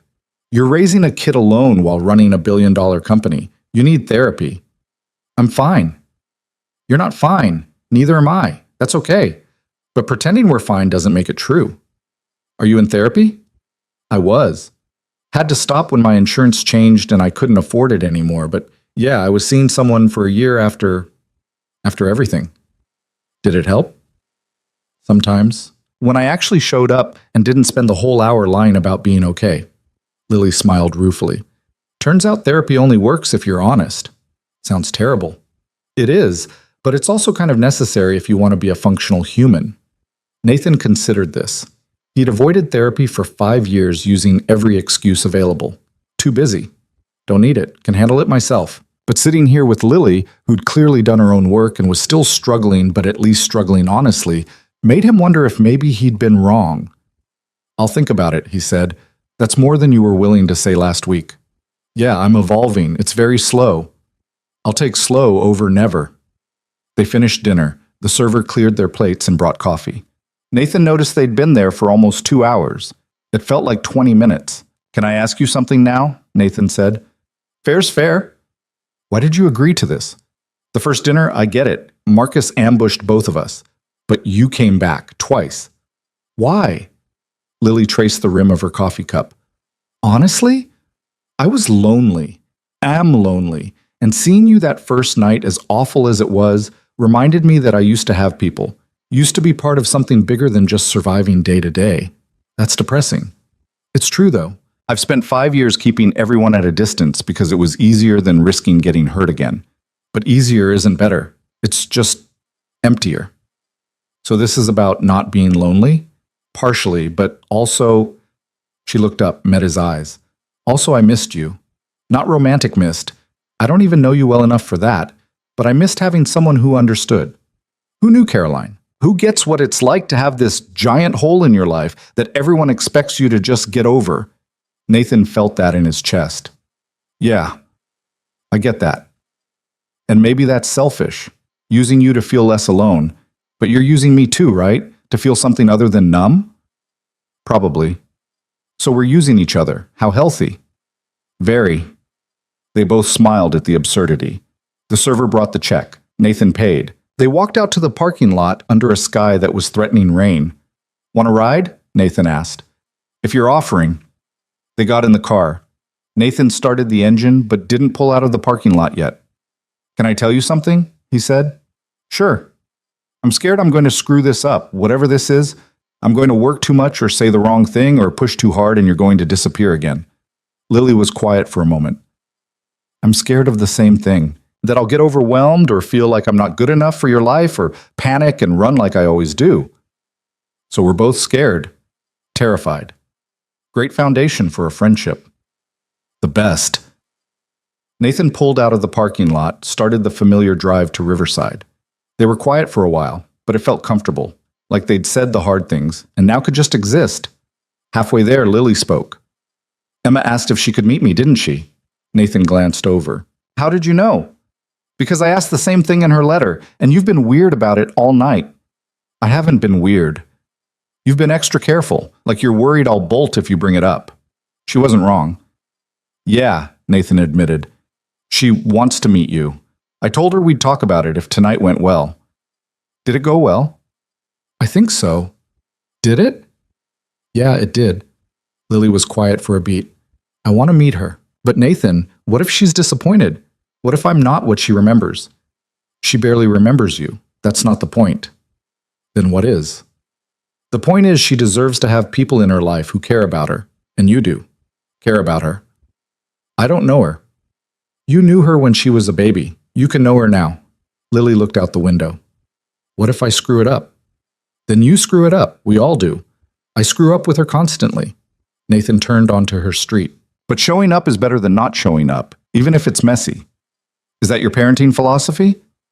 It's my life philosophy at this point. He pulled up to her building. Lily unbuckled but didn't get out immediately. Okay, she said. Okay, what? Okay, I'll meet Emma. If you think it's a good idea. I think it's a terrifying idea, but yeah, I think we should do it anyway. When? Next weekend? We could do something casual. Park, maybe. Low pressure. A park with a 6-year-old and her dead mom's best friend who abandoned her. Super low pressure. When you put it that way, Lily laughed, but it sounded strained. I'm going to panic about this all week. Me too. What if she hates me? She won't hate you. You don't know that. She wrote you a letter with a drawing of an elephant. She's predisposed to like you. Lily took a shaky breath. Okay, next Saturday, park. I'll be there. You sure? No, but I'm doing it anyway. She got out of the car, then leaned back in. Nathan? Yeah? Thank you for this, for letting me back into your life even though I don't deserve it. You deserve it. I really don't. But I'm grateful anyway. She closed the door and walked to her building. Nathan waited until she was inside, then sat there for a moment before driving away. His phone buzzed almost immediately. Lily. I'm already panicking. Me too. What if this is a huge mistake? Then it's a huge mistake we're making together. Not comforting. I'm bad at comfort, remember? Not romantic. Right. Emotional constipation. Nathan laughed out loud. Emma told you about that? She mentioned it in her letter. Also that you're seeing someone named Lily, and she thinks that's good because you need more feelings. I'm going to have a long talk with my daughter about oversharing. Please don't. Her letters are the highlight of my week. Nathan felt something warm in his chest. Mine too. The ones you send her, I mean. I know what you meant. He drove home feeling lighter than he had in weeks, maybe years. It was terrifying and uncertain and probably going to blow up in his face. But for the first time since Caroline died, Nathan felt like he was actually moving forward instead of just surviving. Emma was still awake when he got home, sitting up in bed with a book. You're supposed to be asleep, Nathan said from her doorway. I was waiting for you. How was your date? It was good. Are you happy? Yeah, Em.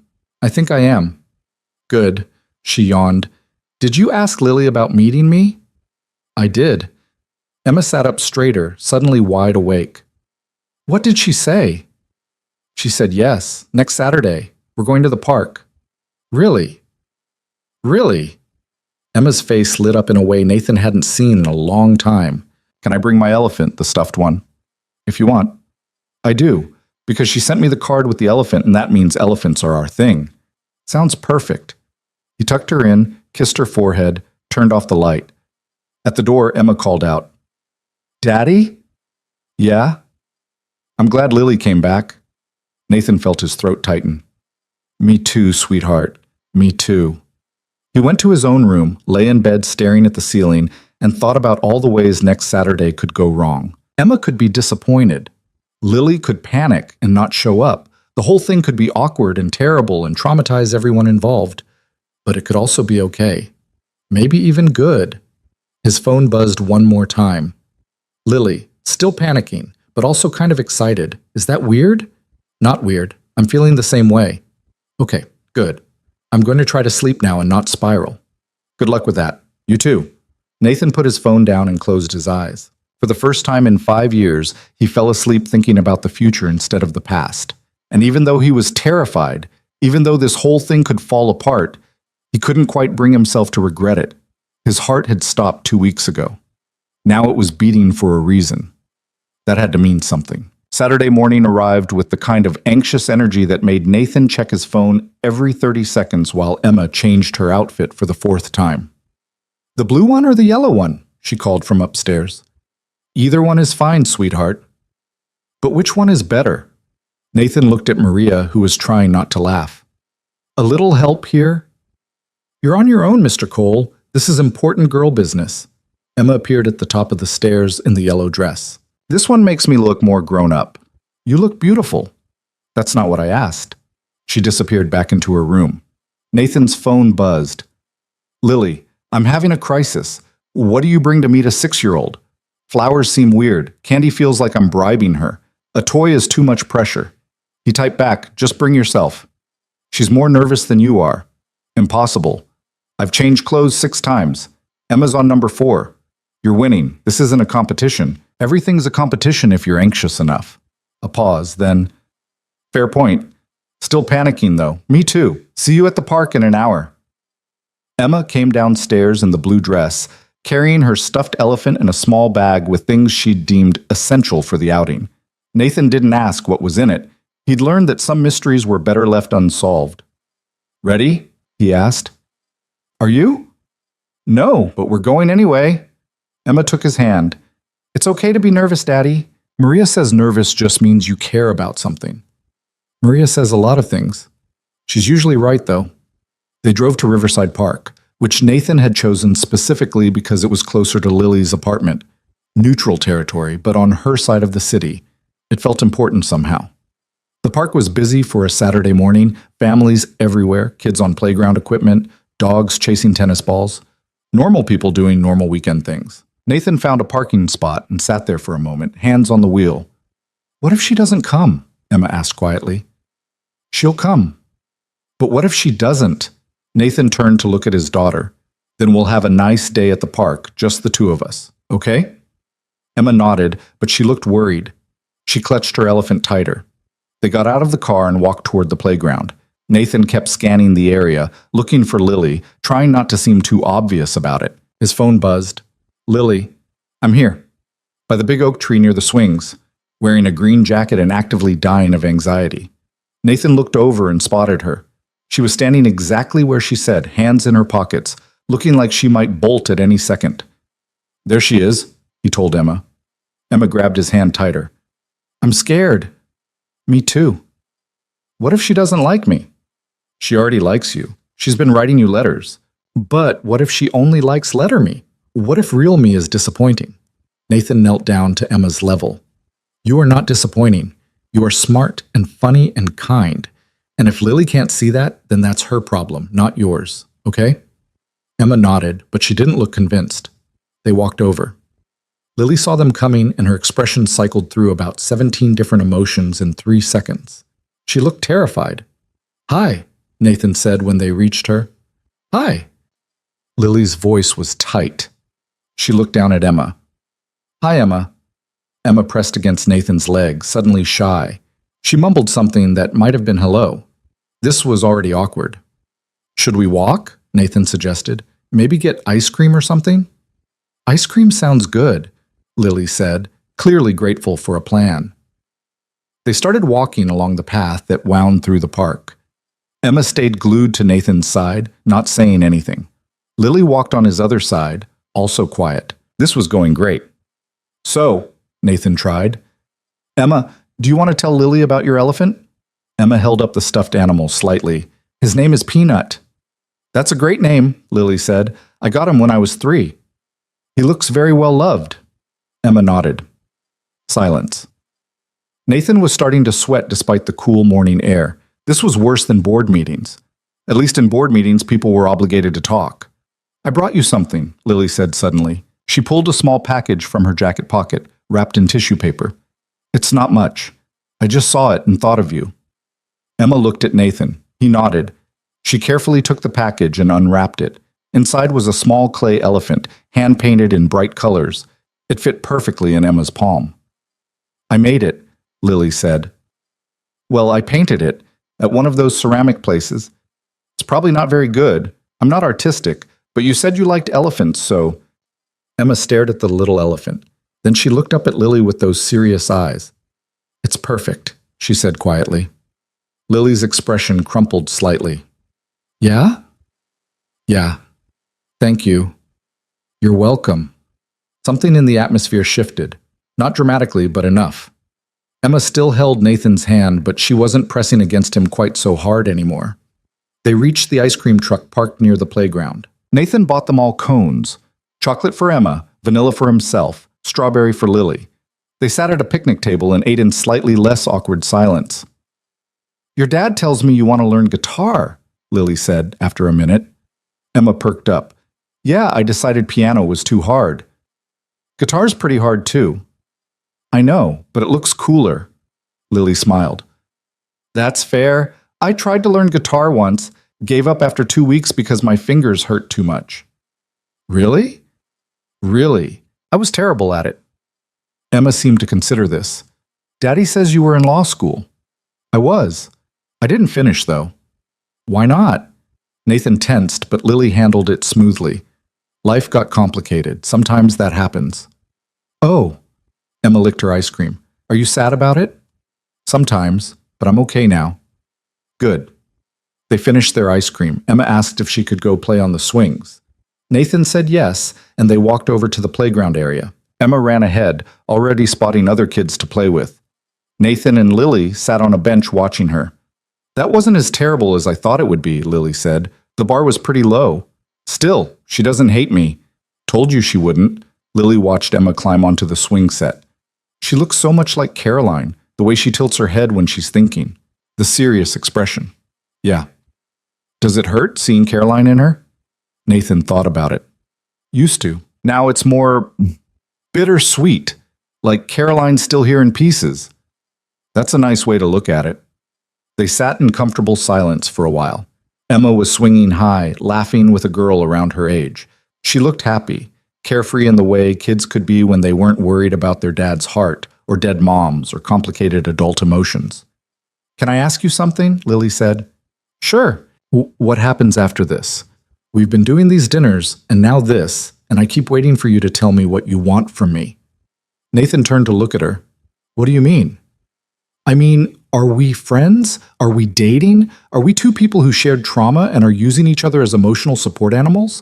I don't know what this is, and it's making me crazy. I don't know either. That's not helpful.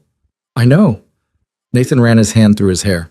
Honestly, I'm just doing what feels right and trying not to overthink it. I'm incapable of not overthinking things. I've noticed. Lily smiled despite herself. So what feels right? This, sitting here, watching Emma play, talking to you, it feels more right than anything has in 5 years. That's not really an answer. It's the only one I have. Lily was quiet for a moment. I like you, I think. I'm not sure if it's romantic-like or just friend-like or trauma bonding-like, but I like spending time with you, and I like that you let me be a mess without trying to fix me. I like you too, and I have no idea what kind of like it is either. We're terrible at this. The worst. Emma ran over, breathless and excited. Daddy, can I show Lily my trick? What trick? The one where I jump off the swing. Absolutely not. But Daddy, you'll break your leg. Then I'll have to explain to Maria how I let you break your leg, and she'll give me that look that makes me feel like I'm 6. Emma giggled. She does have that look. She really does, Lily agreed. Fine, no jumping. Emma grabbed Lily's hand without warning. Come push me on the swings? Lily looked startled. Then she smiled. Okay. Nathan watched them walk back to the swing set together. Emma chattering about something, Lily listening and nodding. It looked natural, easy, like maybe this wasn't going to be the disaster he'd been bracing for. His phone buzzed. Marcus? How's the big meeting going? Better than expected. She brought Emma a ceramic elephant. That's adorable. I'm a matchmaking genius. You're an idiot who got lucky. I'll take it. Dinner at my place next Friday? You can bring both of them. Absolutely not. I'm not ready for group settings. You're never ready for anything. That's why I decide for you. Nathan put his phone away before Marcus could volunteer him for anything else. Lily pushed Emma on the swings for a solid 15 minutes. When they came back, Emma was flushed and happy. Lily's really good at pushing, she announced. I had practice, Lily said. I used to push you when you were little. Emma's eyes went wide. Really? Really? You used to squeal every time you went high. I still do that, I noticed. They stayed at the park for another hour. Emma showed Lily the monkey bars, the slide, the weird climbing thing that looked vaguely dangerous. Lily gamely tried everything, even though she was clearly not dressed for playground equipment. Eventually, Emma started to tire. The sugar crash from ice cream was setting in. Should we head out? Nathan suggested. Emma nodded, then looked at Lily. Can you come over? To our house? Nathan's brain short-circuited. That was not part of the plan. Oh, Lily said, equally caught off guard. I don't want to impose. You wouldn't be imposing, Emma said seriously. We have a really big house and Daddy's there all alone most of the time except for me and Maria. You could see my room and my elephant collection. Lily looked at Nathan, clearly asking for help. You don't have to, Nathan said quickly. Emma, Lily might have other plans. I don't actually, Lily admitted, have other plans, but if it's too much, please? Emma pulled out the big eyes. The ones that Nathan had never successfully resisted. He looked at Lily. She looked uncertain but not entirely opposed. If you want to, he said. No pressure. Lily took a breath. Okay, yeah, I'd like that. Emma cheered. The drive back to Nathan's house was surreal. Emma talked the entire time from the back seat, pointing out landmarks and telling Lily stories about school and her friends and everything else that popped into her 6-year-old brain. Lily listened and responded and seemed genuinely interested. Nathan focused on driving and tried not to panic about Lily seeing his house. It was one thing to meet at neutral restaurants, another to invite her into his actual life. They pulled up to the house. Lily went very quiet. This is where you live? She asked. Yeah. Nathan, this is a mansion. It's just a house. It has a gate and a circular driveway. And is that a fountain? Technically, it's a water feature. That's a fountain. Emma unbuckled herself. Come on, I'll show you my room. She dragged Lily out of the car before Nathan could warn her about the overwhelming wealth on display. He followed them inside, seeing his house through Lily's eyes. The marble foyer, the ridiculous chandelier, the art that cost more than most people made in a year. It was too much. He knew it was too much. But it was also just where he lived. Maria appeared from the kitchen. Oh, hello.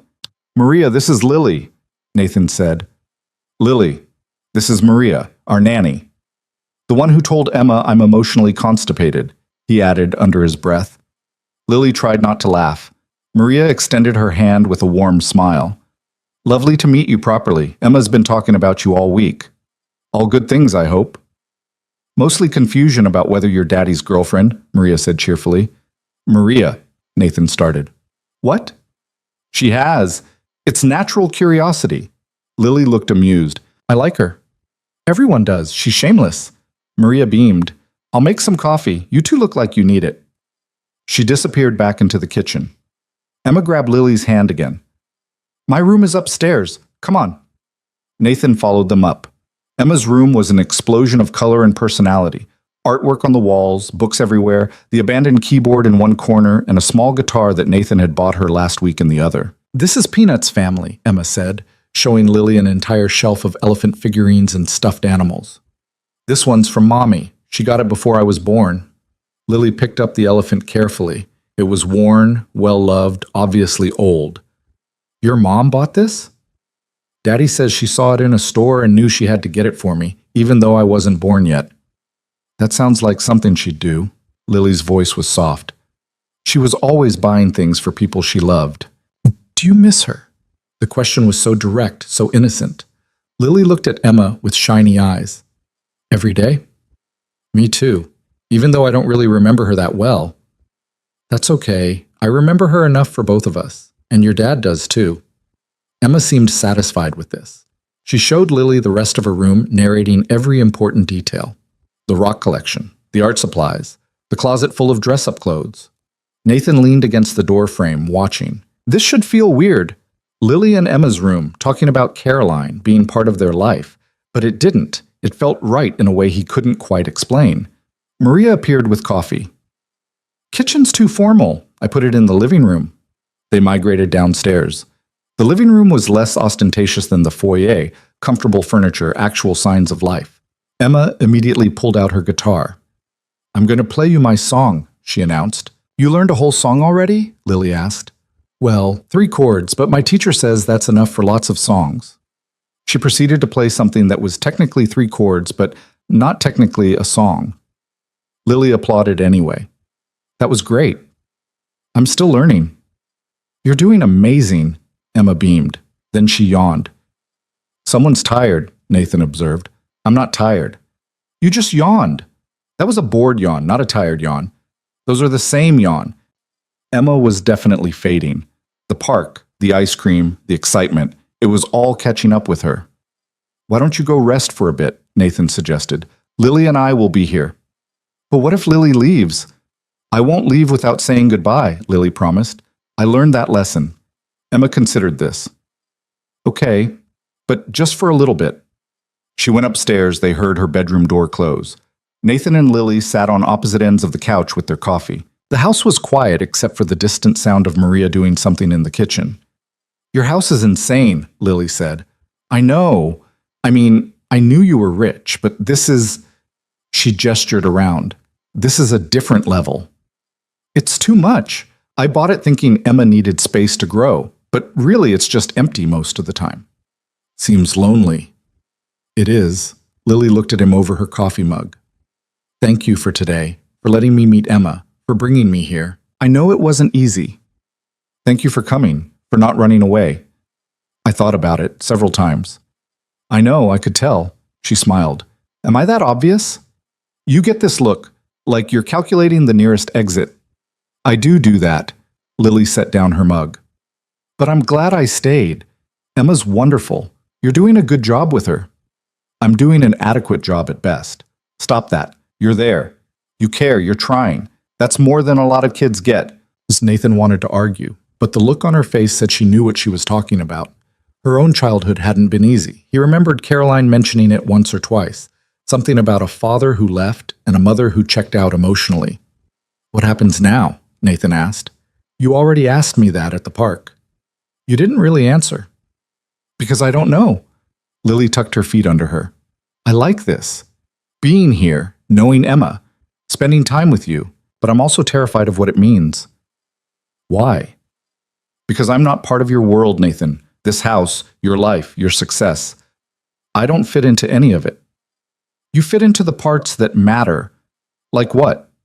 Like Emma liking you. Like me actually wanting to come home instead of staying at the office until midnight. Like feeling less alone. Lily looked at him for a long moment. You're not as emotionally constipated as Maria thinks. High praise. I'm serious. You're actually pretty good at saying what you mean. Years of practice at board meetings. I don't think it's that. She leaned forward slightly. I think you're just honest when it matters. Nathan felt something shift in the air between them. Not dramatic, just different. Like they were finally saying the things they'd been dancing around for weeks. I want you in my life, he said. However that looks. Friend, more than friend, whatever. I just don't want you to disappear again. I don't want to disappear either. But Nathan, I need you to understand something. I can't be Caroline for you. Or for Emma. I'm not her replacement. I know that. Do you? Because sometimes I feel like maybe you're looking at me and seeing her, missing her through me. Nathan sat with that. Was she right? He'd been asking himself the same question for weeks. I miss her every day, he said finally. But when I look at you, I see you. Not her ghost. You're different people. You always were. How? Caroline was all momentum. Always moving, always planning, always 3 steps ahead. You're more... He searched for the word. Grounded. Present. You noticed things she'd blow right past. Lily smiled sadly. She'd hate hearing that. She always wanted to slow down but couldn't figure out how. Yeah. She would have liked you more after the last 5 years, though. You've gotten quieter. Trauma will do that. For both of us. They sat in silence for a moment. Outside, the sun was starting to set. The house was golden with late afternoon light. I should probably go, Lily said, before I wear out my welcome. You're not wearing anything out. Still, Emma's resting and I don't want to intrude on your evening. Nathan wanted to argue but couldn't find a good reason to make her stay. Let me drive you. It's fine. I can take a rideshare. Lily. Nathan. I'm driving you. Stop arguing. She smiled. Okay. They went upstairs to tell Emma goodbye. She was in her room, not quite asleep, but close. She sat up when they came in. You're leaving? I need to get home, Lily said. But I had a really nice time today. Me too. Emma got out of bed and hugged Lily without warning. Can you come back? Lily hugged her back, looking surprised and touched. If your dad says it's okay. Daddy always says okay to the things I really want. Then probably yes. Emma released her and climbed back into bed. Bye, Lily. Bye, Emma. They drove to Riverside with the radio playing quietly. Lily looked out the window, lost in thought. What are you thinking about? Nathan asked. How different my life would be if I'd made different choices 5 years ago. Like what? Like asking for help instead of running. Like staying instead of leaving. Like believing people when they said they cared about me. You can't change the past. I know, but I can try not to make the same mistakes again. Nathan pulled up to her building. Lily unbuckled but didn't get out immediately. Thank you for today, she said. Really, it meant a lot. Same time next week? The restaurant? Actually, Lily hesitated. What if we did something different? Not a restaurant, maybe just a walk or something. Less pressure. I'd like that. Okay, I'll text you. She got out of the car, then leaned back in. Nathan? Yeah? I'm trying. With this. With us. With Emma. I'm really trying not to mess it up. I know, me too. Good, she smiled. See you next week. She walked to her building, and Nathan drove home feeling like maybe, possibly, this whole thing wasn't going to implode after all. Emma was asleep when he got back. Maria was in the kitchen making dinner. So, she said when Nathan walked in. That went well? Were you spying? I prefer the term observing from a respectful distance. That's spying, Maria shrugged. She's good with Emma, and good for you. It's complicated. Everything worth having is complicated. She handed him a plate. Eat something. You've been running on coffee and anxiety all day. Nathan took the plate. Thanks, Maria. That's what I'm here for. Well, that and preventing you from emotionally constipating yourself to death. Can we please retire that phrase? Not until you go to therapy. You're relentless. It's a gift. Nathan ate dinners in the kitchen while Maria cleaned up. His phone buzzed. Lily. Emma's wonderful. You've done an amazing job with her. She liked you too. Pretty sure you're her new favorite person. I doubt that. But I'll take second place. You're selling yourself short. Maybe. Still getting used to the idea that people might actually want me around. I want you around. There was a long pause. Then, I'm starting to believe that. Nathan smiled at his phone like an idiot. Maria noticed and smirked but had the good sense not to comment. The rest of the week passed in a blur of work, and Emma, and constant text messages with Lily. Nothing deep, just small things. Pictures of her coffee shop, updates on Emma's guitar lessons, complaints about Nathan's insane work hours, jokes about Maria's running commentary on his emotional state. It felt comfortable, natural, like they were building something without having to define exactly what it was. Friday night, Emma was getting ready for bed when she asked the question Nathan had been waiting for. Is Lily your girlfriend now? I don't know. We're figuring it out. Do you like her? Yeah, I do. Like her? Or friend like her? Nathan sat on the edge of her bed. Honest answer? I'm not sure yet. But I like spending time with her, and I like that she makes me happy. Emma considered this with her usual seriousness. Do you think Mommy would be okay with it? The question hit harder than Nathan expected. Yeah, sweetheart. I think she would. How do you know? Because your mom loved me. And she'd want me to be happy, just like I'd want her to be happy if things were reversed. That makes sense. Emma yawned. I like Lily. She's nice. And she remembered about the elephants. She did. Can we see her again soon? Yeah, we're meeting up tomorrow. Can I come? Not this time. But soon, okay? Emma nodded, already half asleep. Nathan kissed her forehead and turned out the light. Saturday afternoon, he met Lily at a park on the north side of the city. Different from last week, bigger, less crowded. She was sitting on a bench when he arrived, wearing jeans and a sweater, looking more relaxed than he'd seen her in weeks. Hi, she said when he sat down. Hi. They started walking the trail that wound through the park. It was a perfect fall day, cool, but not cold, leaves changing colors, the kind of weather that made you glad to be alive. I've been thinking, Lily said after a few minutes. About what I want. From this. From us. Nathan's heart rate picked up. And I think I want to try. Actually try. Not just dinner once a week and texting safe things, but really seeing if this could be something. Like dating. Like dating, if you want that. Nathan stopped walking. Lily stopped too, turning to face him. Yeah, he said. I want that. Even though I'm a mess? Even though we're both messes. Lily smiled. Okay, so we're doing this. We're doing this. What do we tell Emma? The truth, that we like each other and we're seeing where it goes. She's going to ask a million questions. Definitely. And Maria's going to have opinions. Without a doubt, Lily stepped closer. And your friends will have thoughts. And people will wonder why a billionaire is dating a coffee shop manager. And it's going to be complicated and messy and probably hard. Probably. Are you ready for that? Nathan reached out, took her hand. No, but I want to try anyway. Lily looked at their joined hands. Me too. They started walking again, hands still linked, and it felt like something had fundamentally shifted.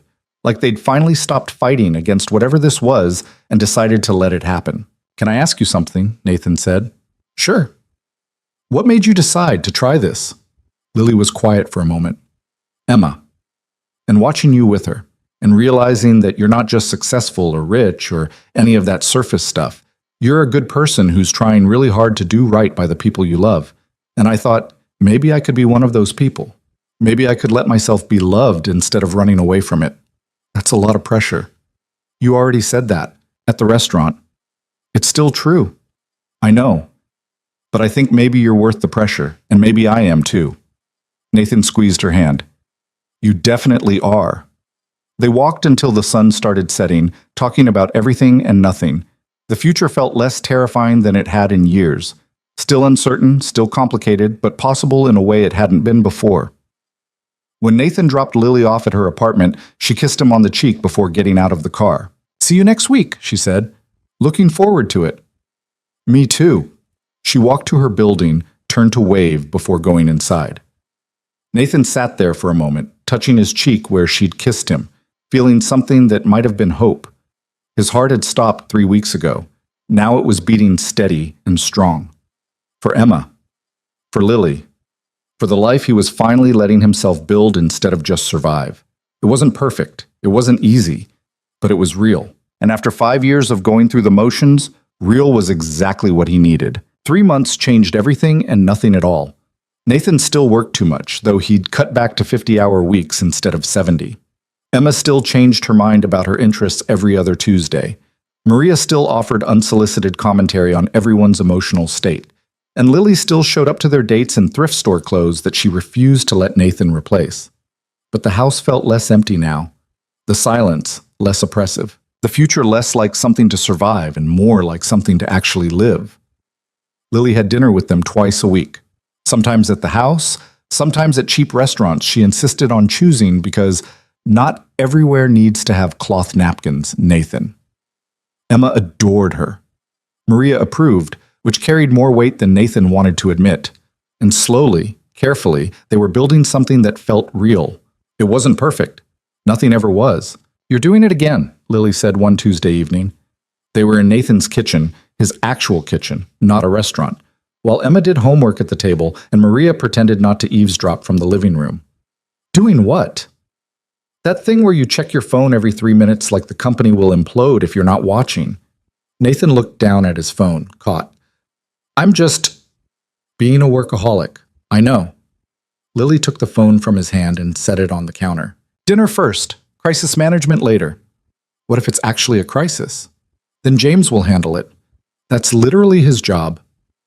But, Nathan, she turned to face him fully. We've talked about this. You can't keep living like work is the only thing that matters. I don't. You do. And I get it. Work is safe. Work makes sense. Work doesn't require you to feel things. But you promised you'd try. She was right. He hated that she was right. I am trying, he said. Try harder. Emma looked up from her homework. Lily's right, Daddy. You promised.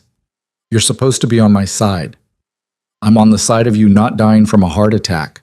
Maria called from the living room. The child makes an excellent point. Everyone in this house is against me, Nathan muttered. Lily kissed his cheek.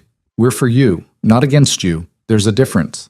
They ate dinner, actual homemade food that Lily had taught Nathan to cook because you can't live on takeout forever. And Nathan managed to not check his phone until after dessert. Progress.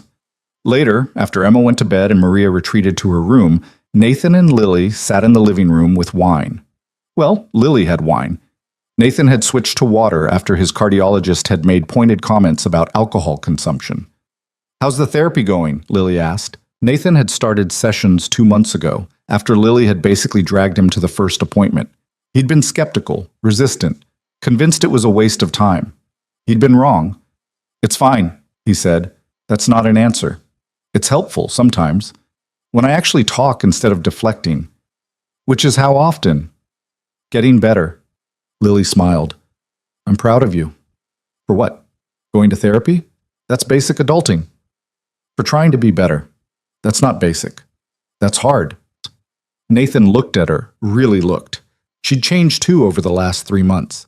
Still wore the same thrift store style, still worked at the coffee shop, still refused his money. But she'd gained weight in a healthy way, the kind that came from not skipping meals or living on stress. Her eyes were brighter. Her smile came easier. "You're staring," she said. "You're pretty. That's the wine talking. I'm drinking water. Then you're delirious." "Probably." She laughed and moved closer on the couch. They'd been taking things slow, painfully slow by normal standards. Kissing, yes, but nothing beyond that. Both of them too aware of the complicated history, the grief, the way this relationship was built on trauma and loss, and the ghost of a woman they both loved. "Can I ask you something?" Lily said. "Always." "Do you ever feel guilty? About us?" Nathan had been waiting for this question. "Sometimes. Do you?" "All the time." She turned her wine glass in circles. "Like I'm betraying Caroline by being with you, or like I'm using her death as an excuse to have something I wanted but couldn't have when she was alive." "Did you want it? When she was alive?" Lily was quiet for a long moment. "I don't know, maybe. There were moments where I'd see you two together and wonder what it would be like, but I never would have acted on it. She was my best friend. And now? Now she's gone, and we're here, and I still feel like we're doing something wrong even though I know we're not." Nathan reached for her hand. "My therapist says grief doesn't have an expiration date, that there's no timeline for moving on, that loving someone new doesn't mean you love the first person less." "Your therapist sounds smart." "She is. Annoyingly so." "Do you believe her? About the moving on thing?" "I'm trying to. Some days it's easier than others." Lily leaned her head on his shoulder. "I miss her. Even now. Even while I'm sitting here with you being happy, I still miss her." "Me too." They sat like that for a while, missing Caroline together. It had become its own kind of intimacy, being able to grieve the same person while building something new. "Emma asked me something today," Lily said eventually. "What?" "If I was going to be her new mom." Nathan tensed. "What did you say?" "I told her no, that I could never replace her mom, but that I could be someone who loved her and was there for her if she wanted that." "What did she say?" "She said okay. Then she asked if that meant you were my boyfriend now." "And?" "I told her yes. Was that okay?" Nathan smiled. "Yeah, that was okay." "Good, because she's already planned our wedding." "She what?" "I'm wearing a purple dress, apparently." "You're wearing a tux. There will be elephants." "Live elephants?"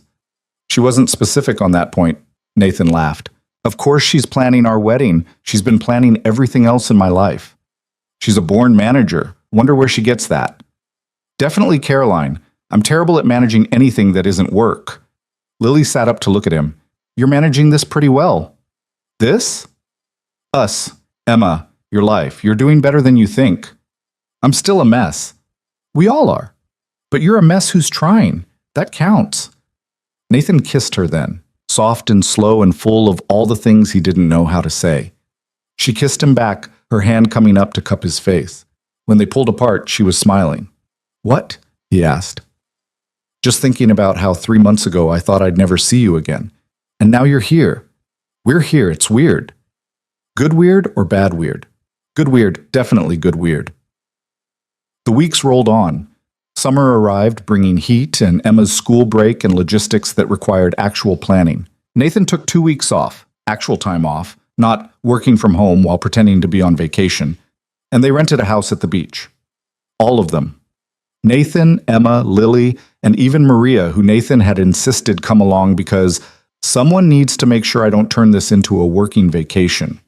The house was too big, right on the water. exactly the kind of place that screamed rich people vacation. Lily had been uncomfortable at first. "This is excessive," she'd said when they arrived. "It has a pool," Emma pointed out. "We're literally on the beach."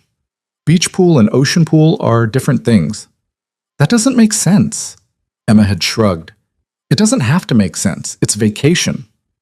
They fell into an easy rhythm. Mornings at the beach with Emma building elaborate sandcastles. Afternoons by the pool while Emma napped and Maria read mystery novels. Evenings cooking together and playing board games that Emma won with suspicious frequency. "She's cheating," Nathan said after Emma crushed them at Monopoly for the third time. "I'm strategic," Emma corrected. "You're 6. "Strategic 6. Lily laughed so hard she cried. On the 4th night, after Emma went to bed, Nathan and Lily walked along the beach. The moon was full, reflecting off the water in a way that would have been romantic if Nathan wasn't hyper-aware of how much sand was getting in his shoes. "You're thinking too loud," Lily said. "I'm not thinking." "You're always thinking. I can hear the gears turning." Nathan stopped walking. "Can I tell you something?" "Of course." "I'm happy, like actually happy. Not just okay or managing or surviving, actually happy." Lily smiled. "Me too." "It's weird, right? After everything. After Caroline, after 5 years of being miserable, it feels almost wrong to be this happy." "It's not wrong. It's just different." She took his hand. "We're allowed to be happy. Caroline would want that." "You think?" "I know. She told me once, this was years ago, before Emma, she said if anything ever happened to her, she didn't want you to be alone forever. She wanted you to find someone who made you happy." Nathan felt his throat tighten. "She said that?" "Yeah, we were talking about life insurance or something equally depressing, and she made me promise that if something happened, I'd make sure you didn't just shut down completely." "You broke that promise. You disappeared." "I know. I'm sorry. I wasn't strong enough then, but I'm trying to make up for it now." "You don't have to make up for anything." "Maybe not, but I want to be here. For you and Emma. If you'll let me." Nathan pulled her close. "I'll let you." They stood there on the beach, holding each other while waves crashed and the moon shone, and somewhere in the distance Emma probably had her face pressed to the window watching them. "She's definitely watching us," Lily said, reading his mind. "Definitely." "Should we give her a show?" "What did you have in mind?" Lily kissed him, longer than usual, less careful. When they pulled apart, she was grinning. "Think she got a good view?" "I'm going to hear about this at breakfast." "Worth it." They walked back to the house hand in hand. Emma was indeed at the window, waving enthusiastically. They waved back. Maria met them at the door. "The child saw you kissing. She has questions." "Of course she does." "Important questions about when you're getting married and if she gets to be the flower girl." "We've been dating 4 months." "She's a planner, like her father." Nathan rubbed his face. "Can this wait until morning?" "Absolutely not. She's already designing the invitations." Lily was trying not to laugh. "I should probably go help with that." She went upstairs. Nathan could hear Emma's excited chatter even from the first floor. "You're good for him," Maria said quietly. Nathan looked at her. "Lily?" "Both of them. Emma's different since Lily came back. Lighter, less worried about you all the time." "She worried about me. Constantly. Asked me at least once a week if you were going to die like her mother." Nathan felt like he'd been punched. "She never told me that." "Because she's 6 and she didn't want to make you sad. But now she has Lily asking the same questions, telling you to take care of yourself. She doesn't have to carry that alone anymore." "I didn't know." "You do now. So keep getting better. Keep letting them in. Keep being happy." Maria patted his shoulder and went to her room, leaving Nathan standing in the hallway processing the fact that his 6-year-old had been carrying that weight without him knowing. He went upstairs, found Lily and Emma in Emma's room surrounded by paper and crayons. "We're designing your wedding," Emma announced. "I see that. You're getting married at the beach. Because you kissed at the beach, so that's romantic." "Is that so?" "That's so." Emma held up a drawing. "This is you. This is Lily. This is me throwing flowers." The drawing was objectively terrible and absolutely perfect.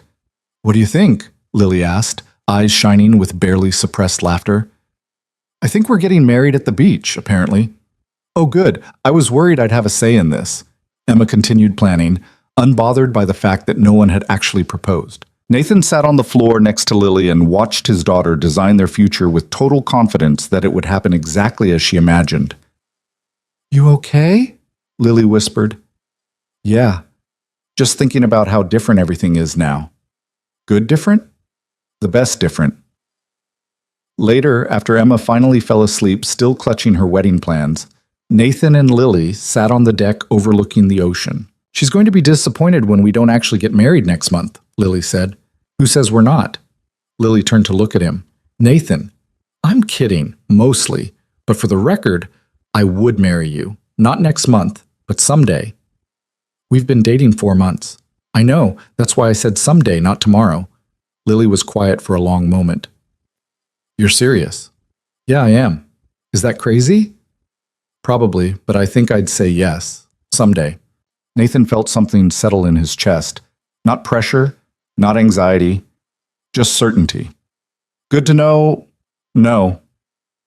They sat there watching the waves, both thinking about some days and futures and how grief and loss could somehow lead to this, peace and possibility and hope. The vacation ended.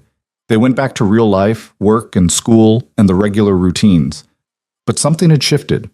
The relationship felt more solid, more real, less like something that might break if they looked at it wrong. Lily started staying over more often. Not moving in, she wasn't ready for that, and Nathan didn't push. But a toothbrush appeared in his bathroom, then clothes in his closet, then her terrible coffee maker because she couldn't stand his fancy espresso machine. Emma was thrilled. Maria was smug.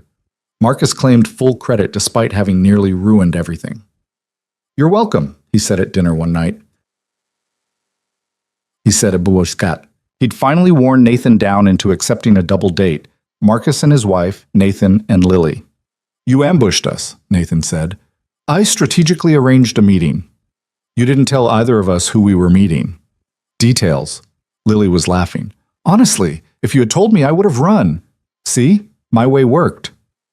Your way nearly gave us both heart attacks. But you're together now, so I'm a genius. Nathan's phone buzzed. He ignored it. Marcus noticed. Wow, you didn't immediately check that. Character growth. I'm working on it.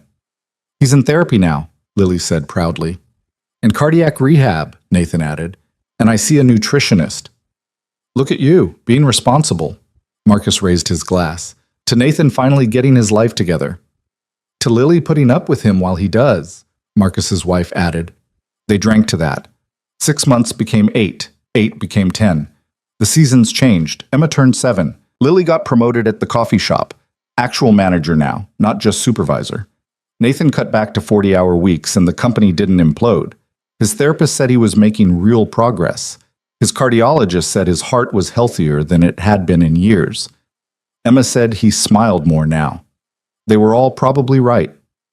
It was December when Nathan finally did it, planned it for weeks with Emma's enthusiastic help and Maria's knowing smiles. Got the ring, nothing excessive, knowing Lily would hate anything too flashy. Simple band, small diamond, elegant without being showy. He chose the park where they'd had their first real conversation as a couple, the one where Lily had said she wanted to try. Full circle felt appropriate. Emma insisted on being there, hidden behind a tree with Maria, both of them armed with cameras. You're going to give away the surprise, Nathan had argued. I'm very sneaky, Emma had insisted. She was not, in fact, very sneaky. But Lily was good at pretending not to notice things. They walked the trail like they had dozens of times before. Lily was talking about work, about her terrible boss finally retiring, about the possibility of buying into the coffee shop as a partial owner. That's great, Nathan said, distracted. You're not listening. I am. What did I just say?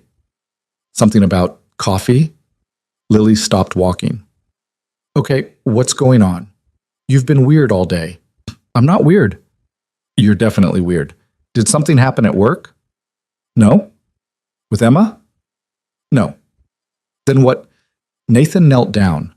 Right there on the path, pulled out the ring. Lily's eyes went wide. Oh my God. Lily Harper, Nathan started. Oh my God. Let me finish. You're proposing. That's generally what the kneeling and ring indicate, yes.